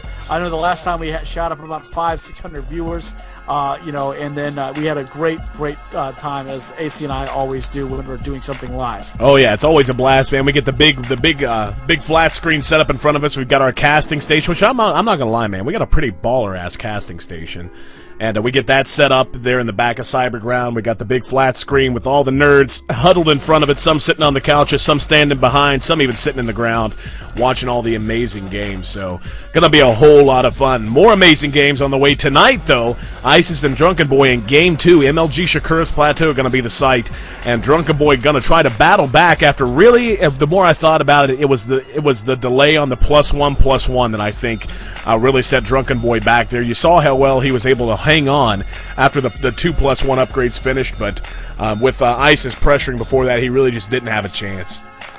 Oh yeah, I'm right there with you with that, AC. Those +1s really should have been done a lot earlier for all that harassment he was doing. He really could have sacrificed one round of manufacturing just to get those upgrades running, and I think that would have completely slanted the battle in his favor much earlier. But as more and more of ISIS's units just started pouring in, it was just a little too late. Even with some of that great micro, they're trying to pick up those units in the medevacs, dropping them behind the force fields. It was a little too much for him to handle, I think. No, I'm right there with you. So I'm looking forward to a good game too here. Drunken Boy and ISIS. ISIS leading the series 1-0. Spawning at the top right as our red Protoss hero and cross map. Drunken Boy trailing 0-1, but really looking so sharp last game, just a little bit behind in both his harassment and his macro. Going to be trying to even things up here as our yellow Terran in the bottom left. So, Shakura's Plateau, a map that I think, the more and more I think about it, I love Terminus, but I think Shakura's Plateau is my favorite map, period. I really do. I love Terminus RE, love Terminus SE, especially the new SE version with the backdoor rocks leading into the third the GSL's using. Absolutely love that map. But Shakura's Plateau, to me, just has it all. It feels a lot bigger than it is just because of the way the map's designed, but it's very defensive. If you want it to be defensive, you can fall back and take a fast expansion and just try to hold this ramp, or it can be extremely macro-oriented with 4 bases, extremely easy to take all up and down either side, as well as the 2 front bases that you can use as a staging point for your aggression. So between 2 players like this that have shown that they like to get up early expansions, they like to use early pressure, I think this is going to be the perfect site of a game that's really going to determine it could determine the outcome of the entire series, but Drunken Boy, if he can just pull a game off here, he's going to be back to just the best of one, and really as strong as he looked, I think he's just a little bit away, a little fine-tuning of his builds and of his style away from being able to be a real power here in the Omega Divisional. Oh yeah, I'm right there with you. I see such great skills out of both of these guys. Right now they're scouting exactly where they need to. Are they right next to each other? They're going to find out that they are going to be cross spawn, so that is going to be a huge bout of information. Drunken's going to be the first one to find his opponent. See that there's just the standard going on right now. He just has the one gateway. He's taking a double gas. It could be one of those fake out double gas, or it could be a true double gas, because it looks like it is going to complete. Yes, so it is going to be a true double gas build right there. So that tells Drunken Boy a lot about what's going to be happening here in the next couple of minutes here. Oh yeah, absolutely, and the second gas really is the most hallmark feature of any Protoss base early on. Really determines so very much what a Protoss is going to be able to do. And a real important point here, a very small point, but that Marine, the immediate Marine out of the barracks, was able to chase away this probe of ISIS, rather. So it doesn't look like ISIS actually got any look at what was going on. Yeah, all he spotted was a barracks with some add-on. I'm going to guess he probably has the game sense and game awareness to know that's going to be a tech lab. But either way, he doesn't know if there's another barracks behind it. He doesn't know if there's a command center behind it. He has no clue. So really right now, Drunken Boy free to do whatever he wants, and his opponent kind of in the dark. ISIS, though, preparing for some kind of shenanigans, planting a pylon down what would be the third base, the natural of the bottom right spawn position. So who knows? We may see some early tech. We might see a Twilight Council go down back here. Oh, yeah, or there it goes. Yep. Wow, that's great. Yeah, because another thing that ISIS can always use that for is if Drunken decides to put on early pressure, he can always warp in behind him and sandwich his units right there on that massive ramp. And that right there it's a kill box right there. It's an absolute kill box if you can trap his units in that position. But yeah, it looks like he's just going to go for that early DT rush, which is great. He's unfortunately, Drunken Game didn't use a lot of mules. That may benefit him now with all these DTs. He may be able to have more scans available, but sometimes you need those minerals. You just need to get those minerals churning out so you can build that army a lot faster. And that might have been why he had to delay those +1/+1 tech ups. Oh yeah, tech upgrades. Well, as of right now, there's no Dark Shrine going down, and actually, okay, there's the Dark Shrine. And instead of this Dark Shrine, I think I would have really preferred to have seen the Blink come out of here. The Dark Shrine is a gamble. You're investing a whole hell of a lot, and he spotted the Marauders out on the map, and so long as he was actually paying attention, he had to have seen that his probes that scouted the Marauders were slowed down by the Marauder shots. So he saw that the concussive shell was complete. He's got to be fearing, or at least expecting, something along the lines of the same similar early pressure he faced from Drunken Boy last time. And with spending this extra time and these extra minerals and gas on these two buildings, he's really taking a chance here, because the DTs are not cheap units. They're very gas-heavy units, and units that are hard to get out en masse. And really, unless they're controlled just right, they can really be shut down hard by scans. So one of the best things in the world to try and deal with any kind of Terran Marine Marauder pressure, even into the mid-game, even towards the 12 and 15-minute mark, is just Blink Stalkers. So I think I would have preferred to see that, but irrelevant. That's me just throwing a shot in the dark. The Dark Shrine's just about to finish, but we see the engineering bay already done now for Drunken Boy, so he's going to be able to throw down turrets when he pleases. Oh, yeah, definitely going to be able to do all kinds of neat little things with that right there. Don't forget, we are still giving away the Magic cards tonight. Send me an email at contest@itsgoes2.com. Let me know that you want to win free Magic cards. We're going to be giving away one pack again tonight.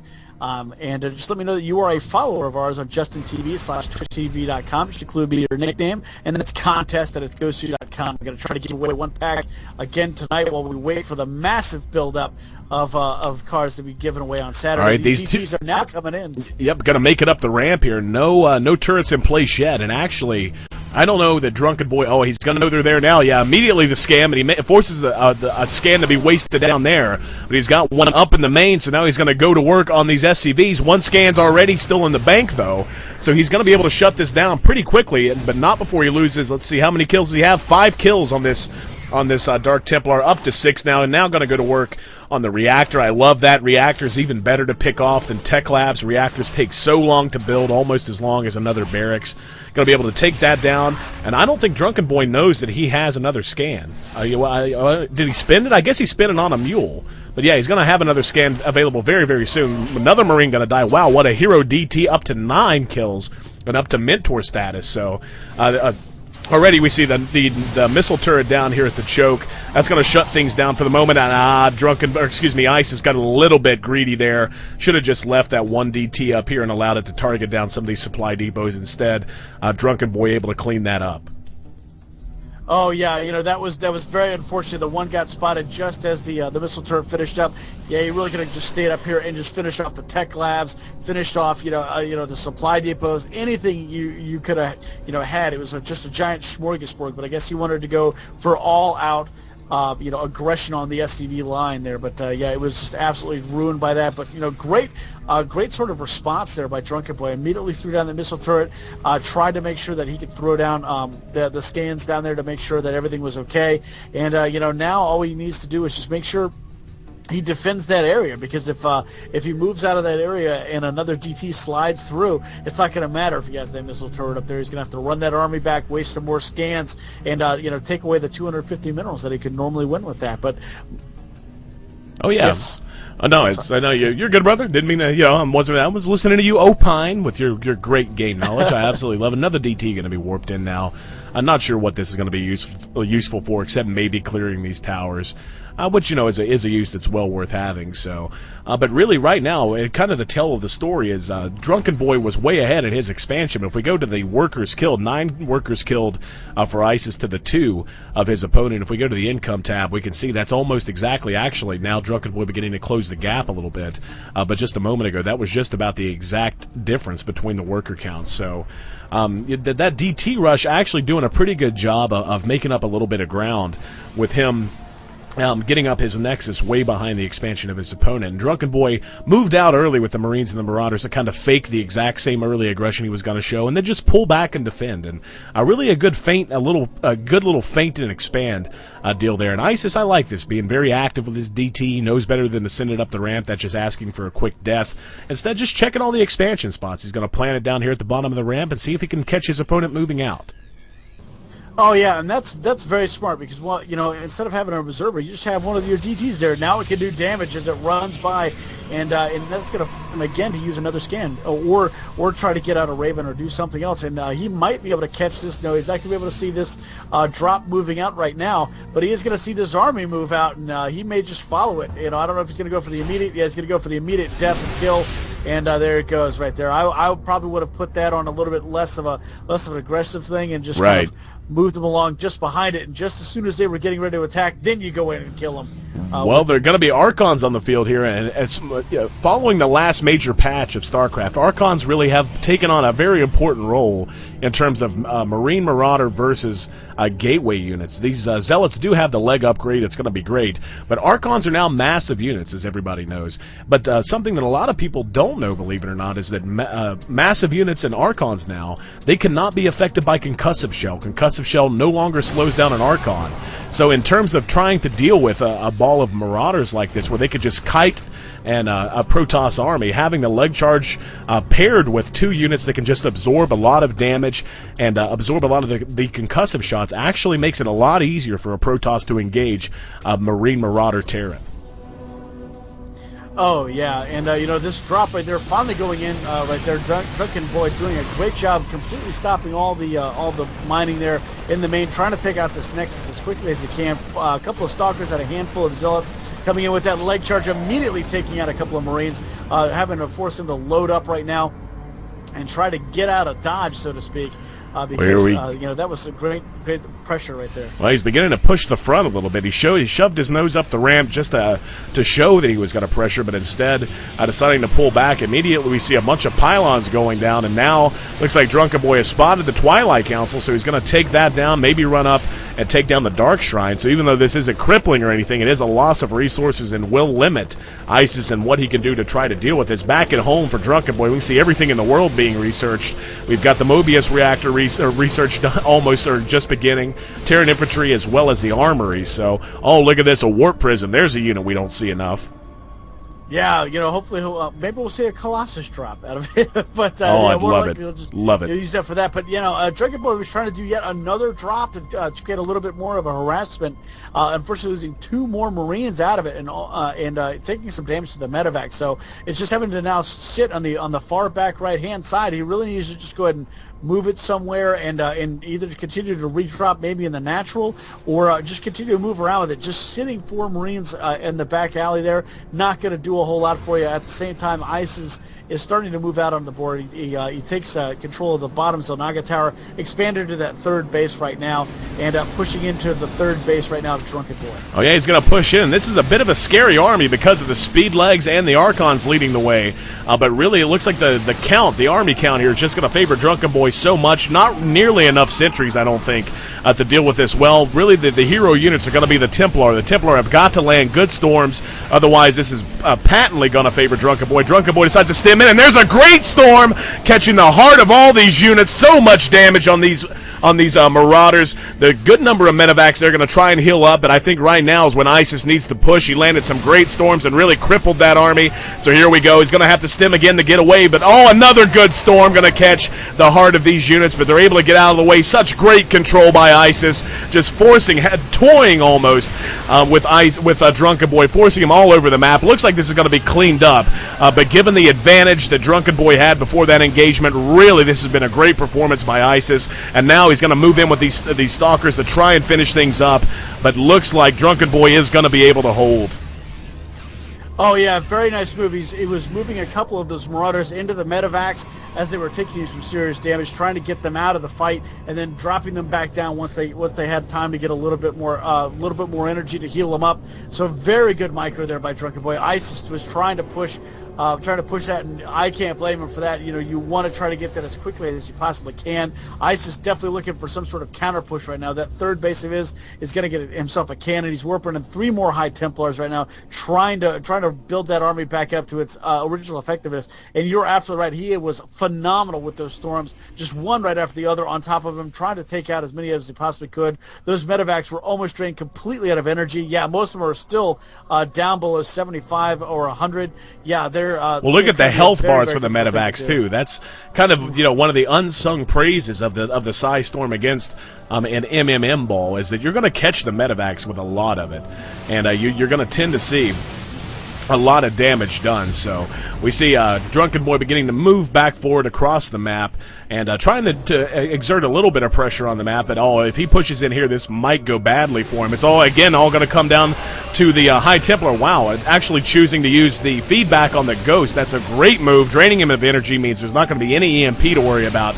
Now, not the best storms. Yeah, for all the good storms he had in that last engagement, those two weren't that hot at all. But he does manage to EMP all the medevacs. Now it's time for him to tee off, knowing that these Marauders can't continue to stem and run away without losing a lot of health. Lots of Zealots being warped in back at home. 6 of them going to try and charge out and lead the way. How much energy do we have on the Templar?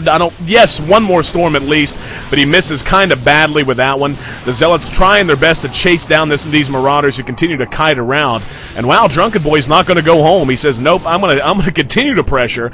More Zealots being warped in, and now another stem. Drunken Boy overstemming blatantly now. All of these Marauders down into the orange and the red as more units are warped in. But this is almost harassment at this point because it's not going to end the game, but he's certainly being annoying. There we go. That's another good storm that's going to shut this down completely. Oh yeah, great job there by ISIS, really moving, keeping those Templar out of range. A lot of times you see with Infestors or Templar or any of those great specialty units, they'll leave them in the middle of the fight after they throw their thing, and they just get completely annihilated. It's a total waste of resources and time. But he was doing great, keeping them behind, letting them. Well, he's going to stem into the third again, and he's got more medevacs and more Marines and Marauders. Just when ISIS thought the trouble was done, all of those actually take that back. One of the High Templars targeted down, 2 tried to merge into an Archon and are caught, and it looks like ISIS is going to lose this third, and losing this third is crippling Red Mage. He's mined out at his main. He's almost mined out back at the natural. So even if he manages to chase this away, on top of the loss of these probes, the most bizarre EMP of all time goes off literally at nothing. But doesn't matter. He's going to do a good job here. Takes down the third Nexus, and even though he may lose a little bit too much more than he should, including that Ghost, really doing the damage he needed to do, and ISIS is going to have to push or do something to pull even soon because the Drunken Boy's up on 3 bases on the way to getting his 4th, and ISIS really just still blocked into these 2 bases, one of which is mined out. Oh yeah, and now he's trying to throw it down that Nexus at the third again, trying to get that up and running, and we just saw him dump a second force to try to get up multiple upgrades at the same time. He still has a couple of forces just kind of hanging out at the top, I guess, waiting to make sure there's no drops coming in or whatever. Honestly, you should just put down a couple of cannons and be done with it. Don't let your army sit back there waiting for something that probably won't come. And at the same time, we see Drunken Boy ready to move out again. Now he's loading everything back up again. The Observer's seeing everything that's going on. He's going to be able to move this army around again, trying to make sure it can't dump into there. And this is exactly what I was talking about. Just drop a couple of cannons right there to try to prevent something like this. But yeah, now it looks like he is just going to come in and be waiting for 3 Stalkers that are just going to try to open up on these 3 medevacs. And medevac's going to drop actually on the low ground. That's probably a good call. Going to chase the Stalkers away. Now they can just reload and elevator on up. And at the same time, we may see, nope, not going to see any pressure at the third. The entire army of ISIS is down at the front trying to guard that third. That third really is the essential spot in this matchup. But he's going to have to do something to try and defend this. If he just allows all of his production facilities, oh no, 3 of the gateways gone now. 1 of the forges, he's going to lose this second forge almost certainly, taking so much time to move this army back into the main to try and deal with this. He loses the forge entirely, possibly going to, definitely going to lose the second. Now he's just going to load back up and go home, and the loss of these 3 gateways in terms of trying to keep up in production is so huge. Hell, 1 gateway hasn't even been opened up yet, and it looks like Drunken Boy's actually not done. He's continuing to push the third while he drops down there. More good storms going off, so Drunken Boy dividing his forces, and ISIS doing his best to keep things together. Look at that. What an amazing storm on that small group of units. Doesn't look like it matters, though. Drunken Boy's going to be able to target down this third Nexus while the other Marauders and Marines go absolutely bonkers inside the main, and this is going to be GG, I think, Red Mage. There's no way ISIS can really bounce back from this. Losing this third Nexus again, he's going to be out of money.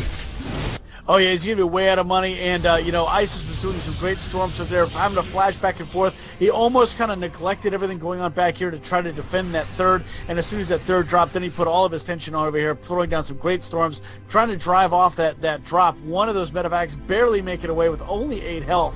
on it, and Ice is trying to power back up the buildings that he did lose the pylons for. No forges have come back into play right now, so he is just trying to get back up to even really in his production facilities, but he is so far behind right now as far as getting that army up and running. The drop goes down again in the natural, taking down more and more, and a few Marauders and Marines left to their death, and that medevac completely taken out with a Marauder and a couple of Marines in it. Well, Drunken Boy's trying to push the third again, and it looks like ISIS has learned his lesson. Instead, he's planning this Nexus over at that roughly 4 o'clock position. He's going to try and defend this point, and looks like it's probably going to be an easier time for him.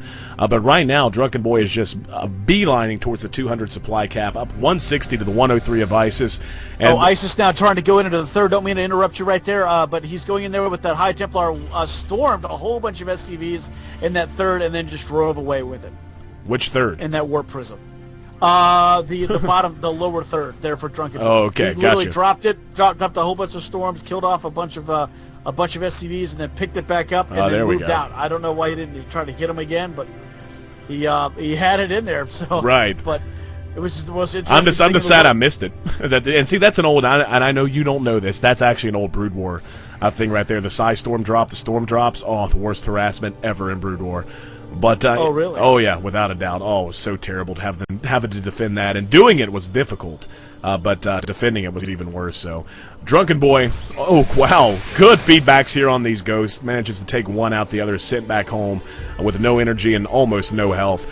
But really, a second ago when I said this third Nexus is going to die, that's basically GG. I stand by that, even though Drunken Boy hasn't typed it, or excuse me, even though ISIS hasn't typed it. That was basically the end of the game here. ISIS is just going to have to do something amazing to try and bounce back in this. He's got enough Templar. Holy crap, does he have enough Templar? He's got 15 of them. So he's, the Templar really going to move up, more good feedbacks, and an EMP though cuts off all the energy on 4 of those Templar. That's actually kind of huge, given the importance of Storm. And what I was going to say is it's going to take a lot of amazing storms that allow ISIS to preserve his army for this game to really have any chance of coming back close to even. But Drunken Boy being so good about adding all ghosts to his mix. Oh yeah, doing a great job with those ghosts. You're trying to lay more. Oh, such good EMPs. Doesn't catch the Templar though. Oh no, he does. He caught another 2 or 3 of them. So here we go. He's going to stem in. It's all going to come down to the Templars. Oh, look at the storms, forcing the army back, but his zealots actually run under it as well.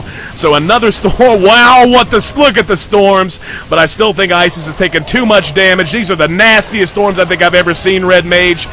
Are you kidding me? He's going to hold. Wow, that was... That's exactly what he needed. Absolutely amazing.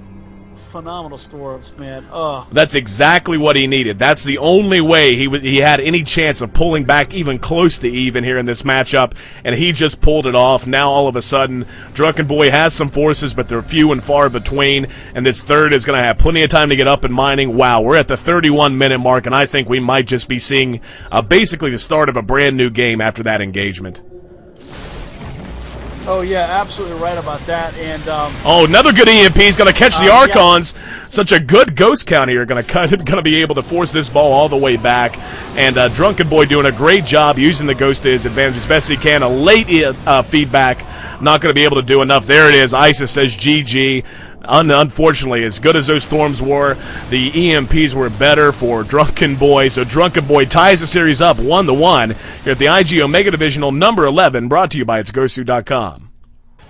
Wow, that was an absolutely phenomenal game right there, AC. Man, just more trying to do so much of the storm, so much of the EMPs. It's just an epic, just feedback, energy production, whatever you're going to do, just war going on there.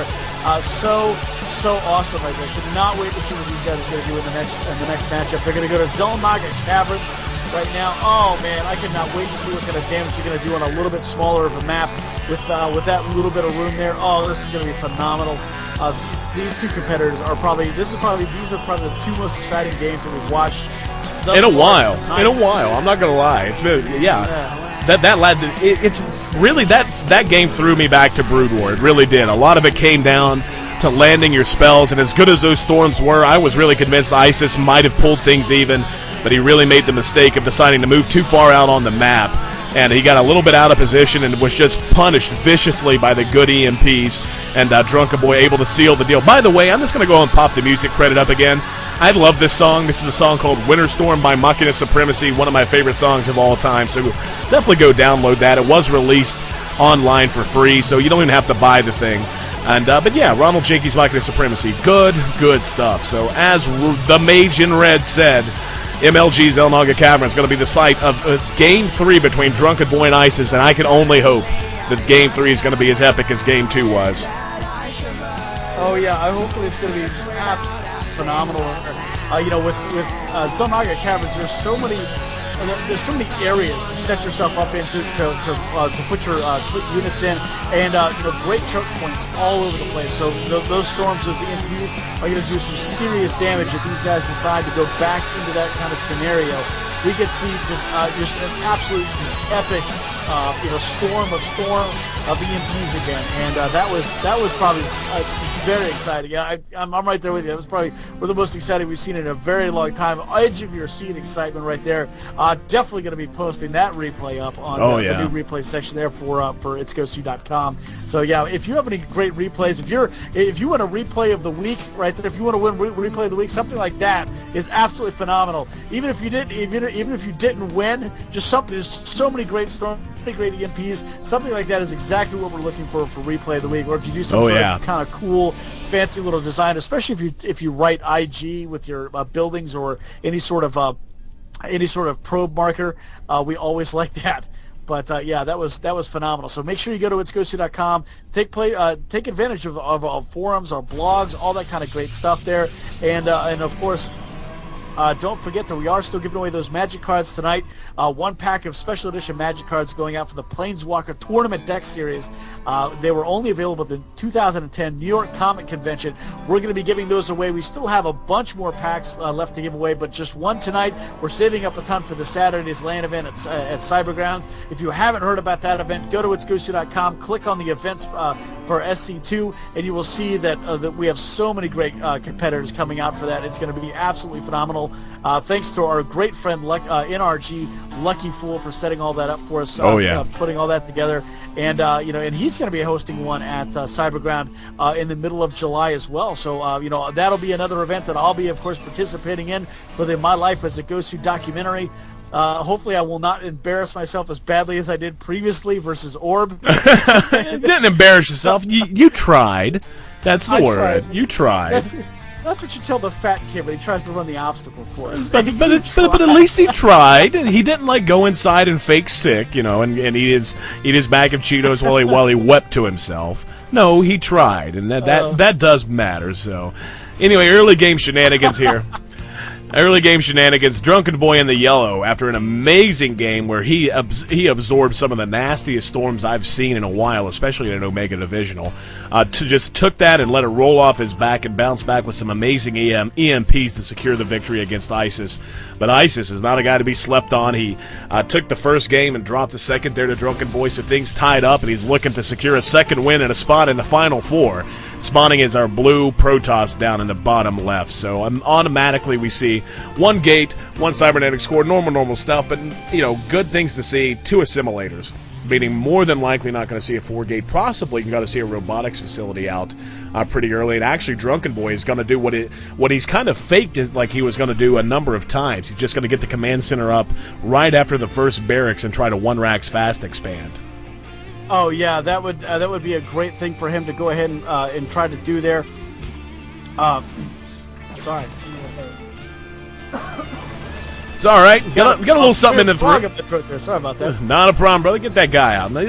No issue. One stalker here poking around the bottom for ISIS, and this one stalker really is so important because it's going to spot the tech. He's going to spot the Hellion. Which is going to be a good marker to ISIS that he's going to be fine in terms of trying to expand. He just really has to make use of sentries and stalkers to deal with it. And we're going to see out of ISIS right now a second gateway, 2 more gateways actually. So yeah, it looks like he might actually be looking to do a 3-gate sentry expand. And now the Hellion going to poke up. Oh, look at that. Beautiful force fields trapping the Hellion right in the middle. The last time I saw that was Cruncher in our faction wars. Great tactic there by ISIS, and really just so pro.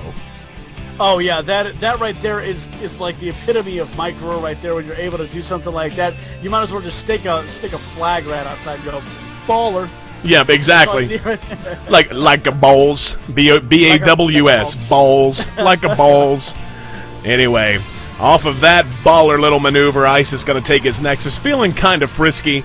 Says, yeah, I'm good to expand, man. I just intimidated the hell out of you with two pretty good force fields. Command Center, though, almost morphed into the orbital command, going to be ready to take his expansion as well. So both players playing a little bit more cautiously, and I say that has something to do with the fact that Isis got a taste of what Drunken Boy can do last game, and the game before that, Drunken Boy got a taste of what Isis can do. So both players saying, all right, nothing but spect. I'm not going to try any cheese, not going to try any super early aggression. I just want to be able to be secure in my natural. Oh yeah, this is definitely going to be an all-out war of aggression right there. We see your Banshee chick coming down the right-hand side. She is definitely going to be floating down there and causing some serious harassment. Well, in the meantime, these 5 sentries in this one stalker, this actually has a lot of, it's very dangerous for these Marines. If he can isolate them just right, which he's managed to do so far, he might be able to continue to put the pressure on here. The SCV's being pulled off. The Banshee's down in the bottom right corner just hanging out, having a smoke, I guess, because everybody knows that slutty chicks smoke. And she is hotter, but she is a slut, you can tell. But the sentries and zealots continuing to dance around out near the Zelnaga tower. Here comes the Banshee and her gal pal moving up the right side. Going to join her here at the natural. And this one stalker is going to be here to try and chase this away initially, but there's no cloak on the way, which I kind of like. Sometimes whenever Terrans want to go with the Banshees, they basically overcommit. They go with the cloak, and the cloak is such an expensive piece of research, 200. Instead, he's just going to use them as actual standard units. And now that there's 2 of them, they can actually one-shot any probe together, so long as they target down 1 probe at a time. There's no stalker to be found, so he's going to be able to do a lot of damage here. Even this one stalker is not going to be able to deal with this one little bit. We take a look at him. Oh, yeah, continuing to chase all the probes away. Another stalker moving down, but again, 2 Banshees just maul stalkers. So another stalker goes down.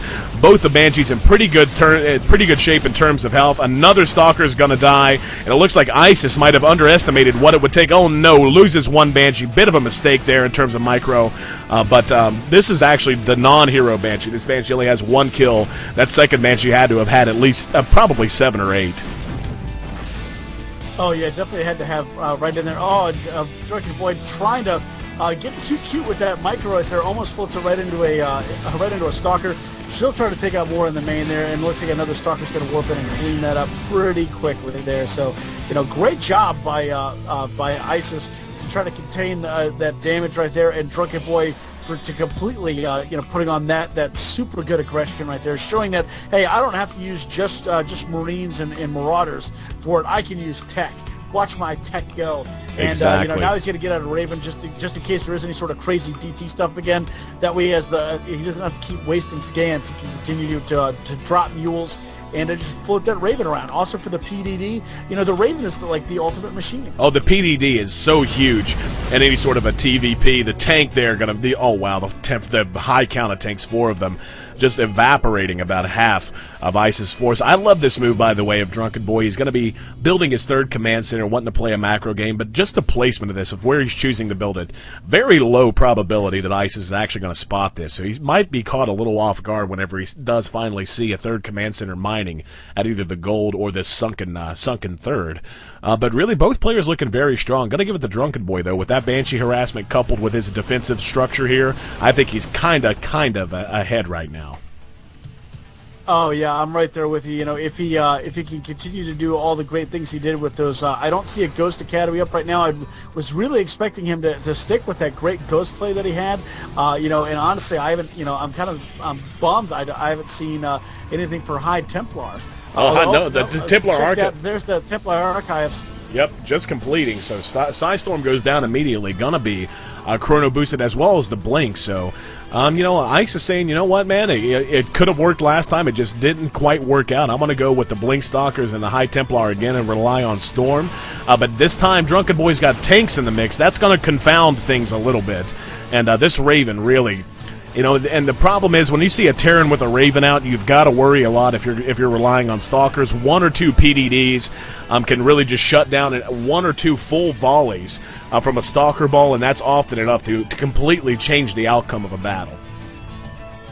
Oh yeah, you're absolutely right. Hey, AC, I have something special for you in remembrance of your Banshee girl that died. Okay, what's that? If I can get it to play. Hold on. Dang it, I messed it up. Sorry. One more second. I had something great for you. Hold on. All right, hang on. We got an engagement here. We see. We're going to the. All right. Oh, I caught that. Was that from Aliens or was that from Brood War? That was from Brood War, right yeah, there. That's for what you, I was buddy. thinking. Somebody actually sent me the sound file. Yep. For you, so that way you can have one. Time there was a Banshee on board. In the pipe, 5 by 5. 5-5. Oh, I love that movie. I'm gonna watch Aliens. I think after this. That sounds like an. You ever just have one of those ideas where it's like, you know what sounds amazing? That's like me sitting here and watching Aliens tonight. That just sounds like the most amazing idea ever. But you gotta watch some StarCraft 2 replays and watch Aliens. That's oh gonna be the yeah, best night ever. oh yeah, man. Oh, I'll tell you what'd be so good, man. To like get done with this and then go put Aliens on and just take like a nap, like watch Aliens to like, you know, because I've seen it 150 times, but just to take a nap and watch Aliens. Anyway, Drunken Boy gonna engage here. The tank's in good position. The Zealot. Oh, look at the storms once again. Gonna force Drunken Boy. Oh my God, the storms, Red Mage. Oh my goodness, these are literally pro-caliber storms here. Hey, you know what's great is Bill Paxton was not only in Twister going with the storms, but he was also in Aliens. So there you go. There's your very nice movie reference. Very nice. Game over, man. Game over. Game over. Get it together, Hudson. But how can I get out of this chicken ass outfit? Yeah, Throw that stuff, Hudson. That's so good. Hey, where do you want it? Docking Bay 12, please. Oh, you gotta love the Sarge. The Sarge, man! Where's the Sarge? But, Drunken Boy really taking the brunt of those storms, but it doesn't look like it matters. Tanks are just Maul gateway units with, oh, more storms going off, though, just as I say that. But look how well the tanks hold up against the storms. Not to say that they're unbeatable, but my God. This makes me want to switch back to playing Protoss, man. It really does. This makes me want to go play What did I tell you about that? It makes me want to go play Brood Wars. What it makes me do. It's so good to see Psystorm being used efficiently in a high level game here. So the Zealot count. Finally, the Zealots have got the leg charge. They're ready to move in and go to work on these units. Oh, he might be able to sack this gold. The SCV's having to be pulled off. SCV's not going to match up too well at all against these Zealots. Oh, look at the storms taking out. Oh, everywhere. Are you kidding me? ISIS says, you know what? I don't make anything but High Templar because I don't need to. Continuing to lay the smack down here on Drunken Boy. Drunken Boy completely on his back foot, being chased away. He's going to lose the third. Red Mage is lagging. Yeah. But there we go. I'm very sorry about that. I don't know why I'm lagging. Oh, man, that sucks. That's all right. Anyway, Drunken Boy losing this third. ISIS looking so strong. Those Psystorms really so essential to what's going on. The Nexus going down behind all this. He catches the command center, blinks down. He's going to be able to target this down, and all of a sudden, Drunken Boy, who was looking so strong with the tanks, is looking like he's really in a bind. The only thing he can really do here is try to push back out and secure himself from some room. But these High Templar all have enough energy for more storms. Or very near to it, rather. So he's going to chase it back. And see, that's the beautiful thing about storms. Not only are they great damaging spells, but they're great defensive spells as well. You can force an opponent back and force them to stop advancing against your army if you can use the storms just right. Oh, yeah. You know, and really we're seeing a textbook of storms, soon to be EMPs. You know, they're just going to go off absolutely everywhere. So yeah, if you want to know how to use those suckers effectively, this is right there, page 1, how to do it. Back and forth, forcing those units of Drunken Boys all over the place, trying to split them up. He's so scared of those storms right now. He's going to try to come in here to this hidden third and try to do some damage, but he's not going to get very far whatsoever. Not a whole lot of probes in there right now, but you know, he was able to spot that out, so he could continue to put pressure on that. Oh yeah, and ISIS again, just his High Templar play so amazing, and has really not only allowed him to hold this game, but allowed him to even take a little bit of an edge here. So tank sieging up, and again, these small numbers of Marines and Marauders can be deadly, but so long as the storms keep coming for ISIS, I don't think they're going to be too much of a problem. Looks like he's kiting around, thinking about engaging, but if he's not careful, he's going to get caught. What I think ISIS really needs to add to his mix is some sentries. He's got the gas for it. And oh, wow, look at this. More High Templar on the way, up to 11 High Templar Red Mage.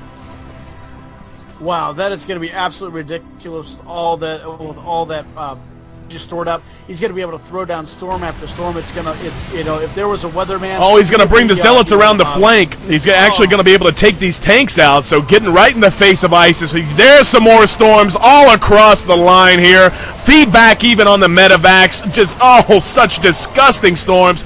Even using the blink to corner his opponent. And ISIS looking so strong, but that came at a cost. He lost a lot of those zealots and lost a lot of the stalkers. Continuing the storm just to take out 3 marauders. Can't say I'm the biggest fan of that. As good as his storms have been, using a storm to try and kill 3 marauders, not the most efficient use of energy, but now going to be morphing out 3 archons. Is probably going to be able to push or continue this push if he chooses to do so. Oh, yeah, and... Sorry, I still have something in my throat. My goodness, that's gracious.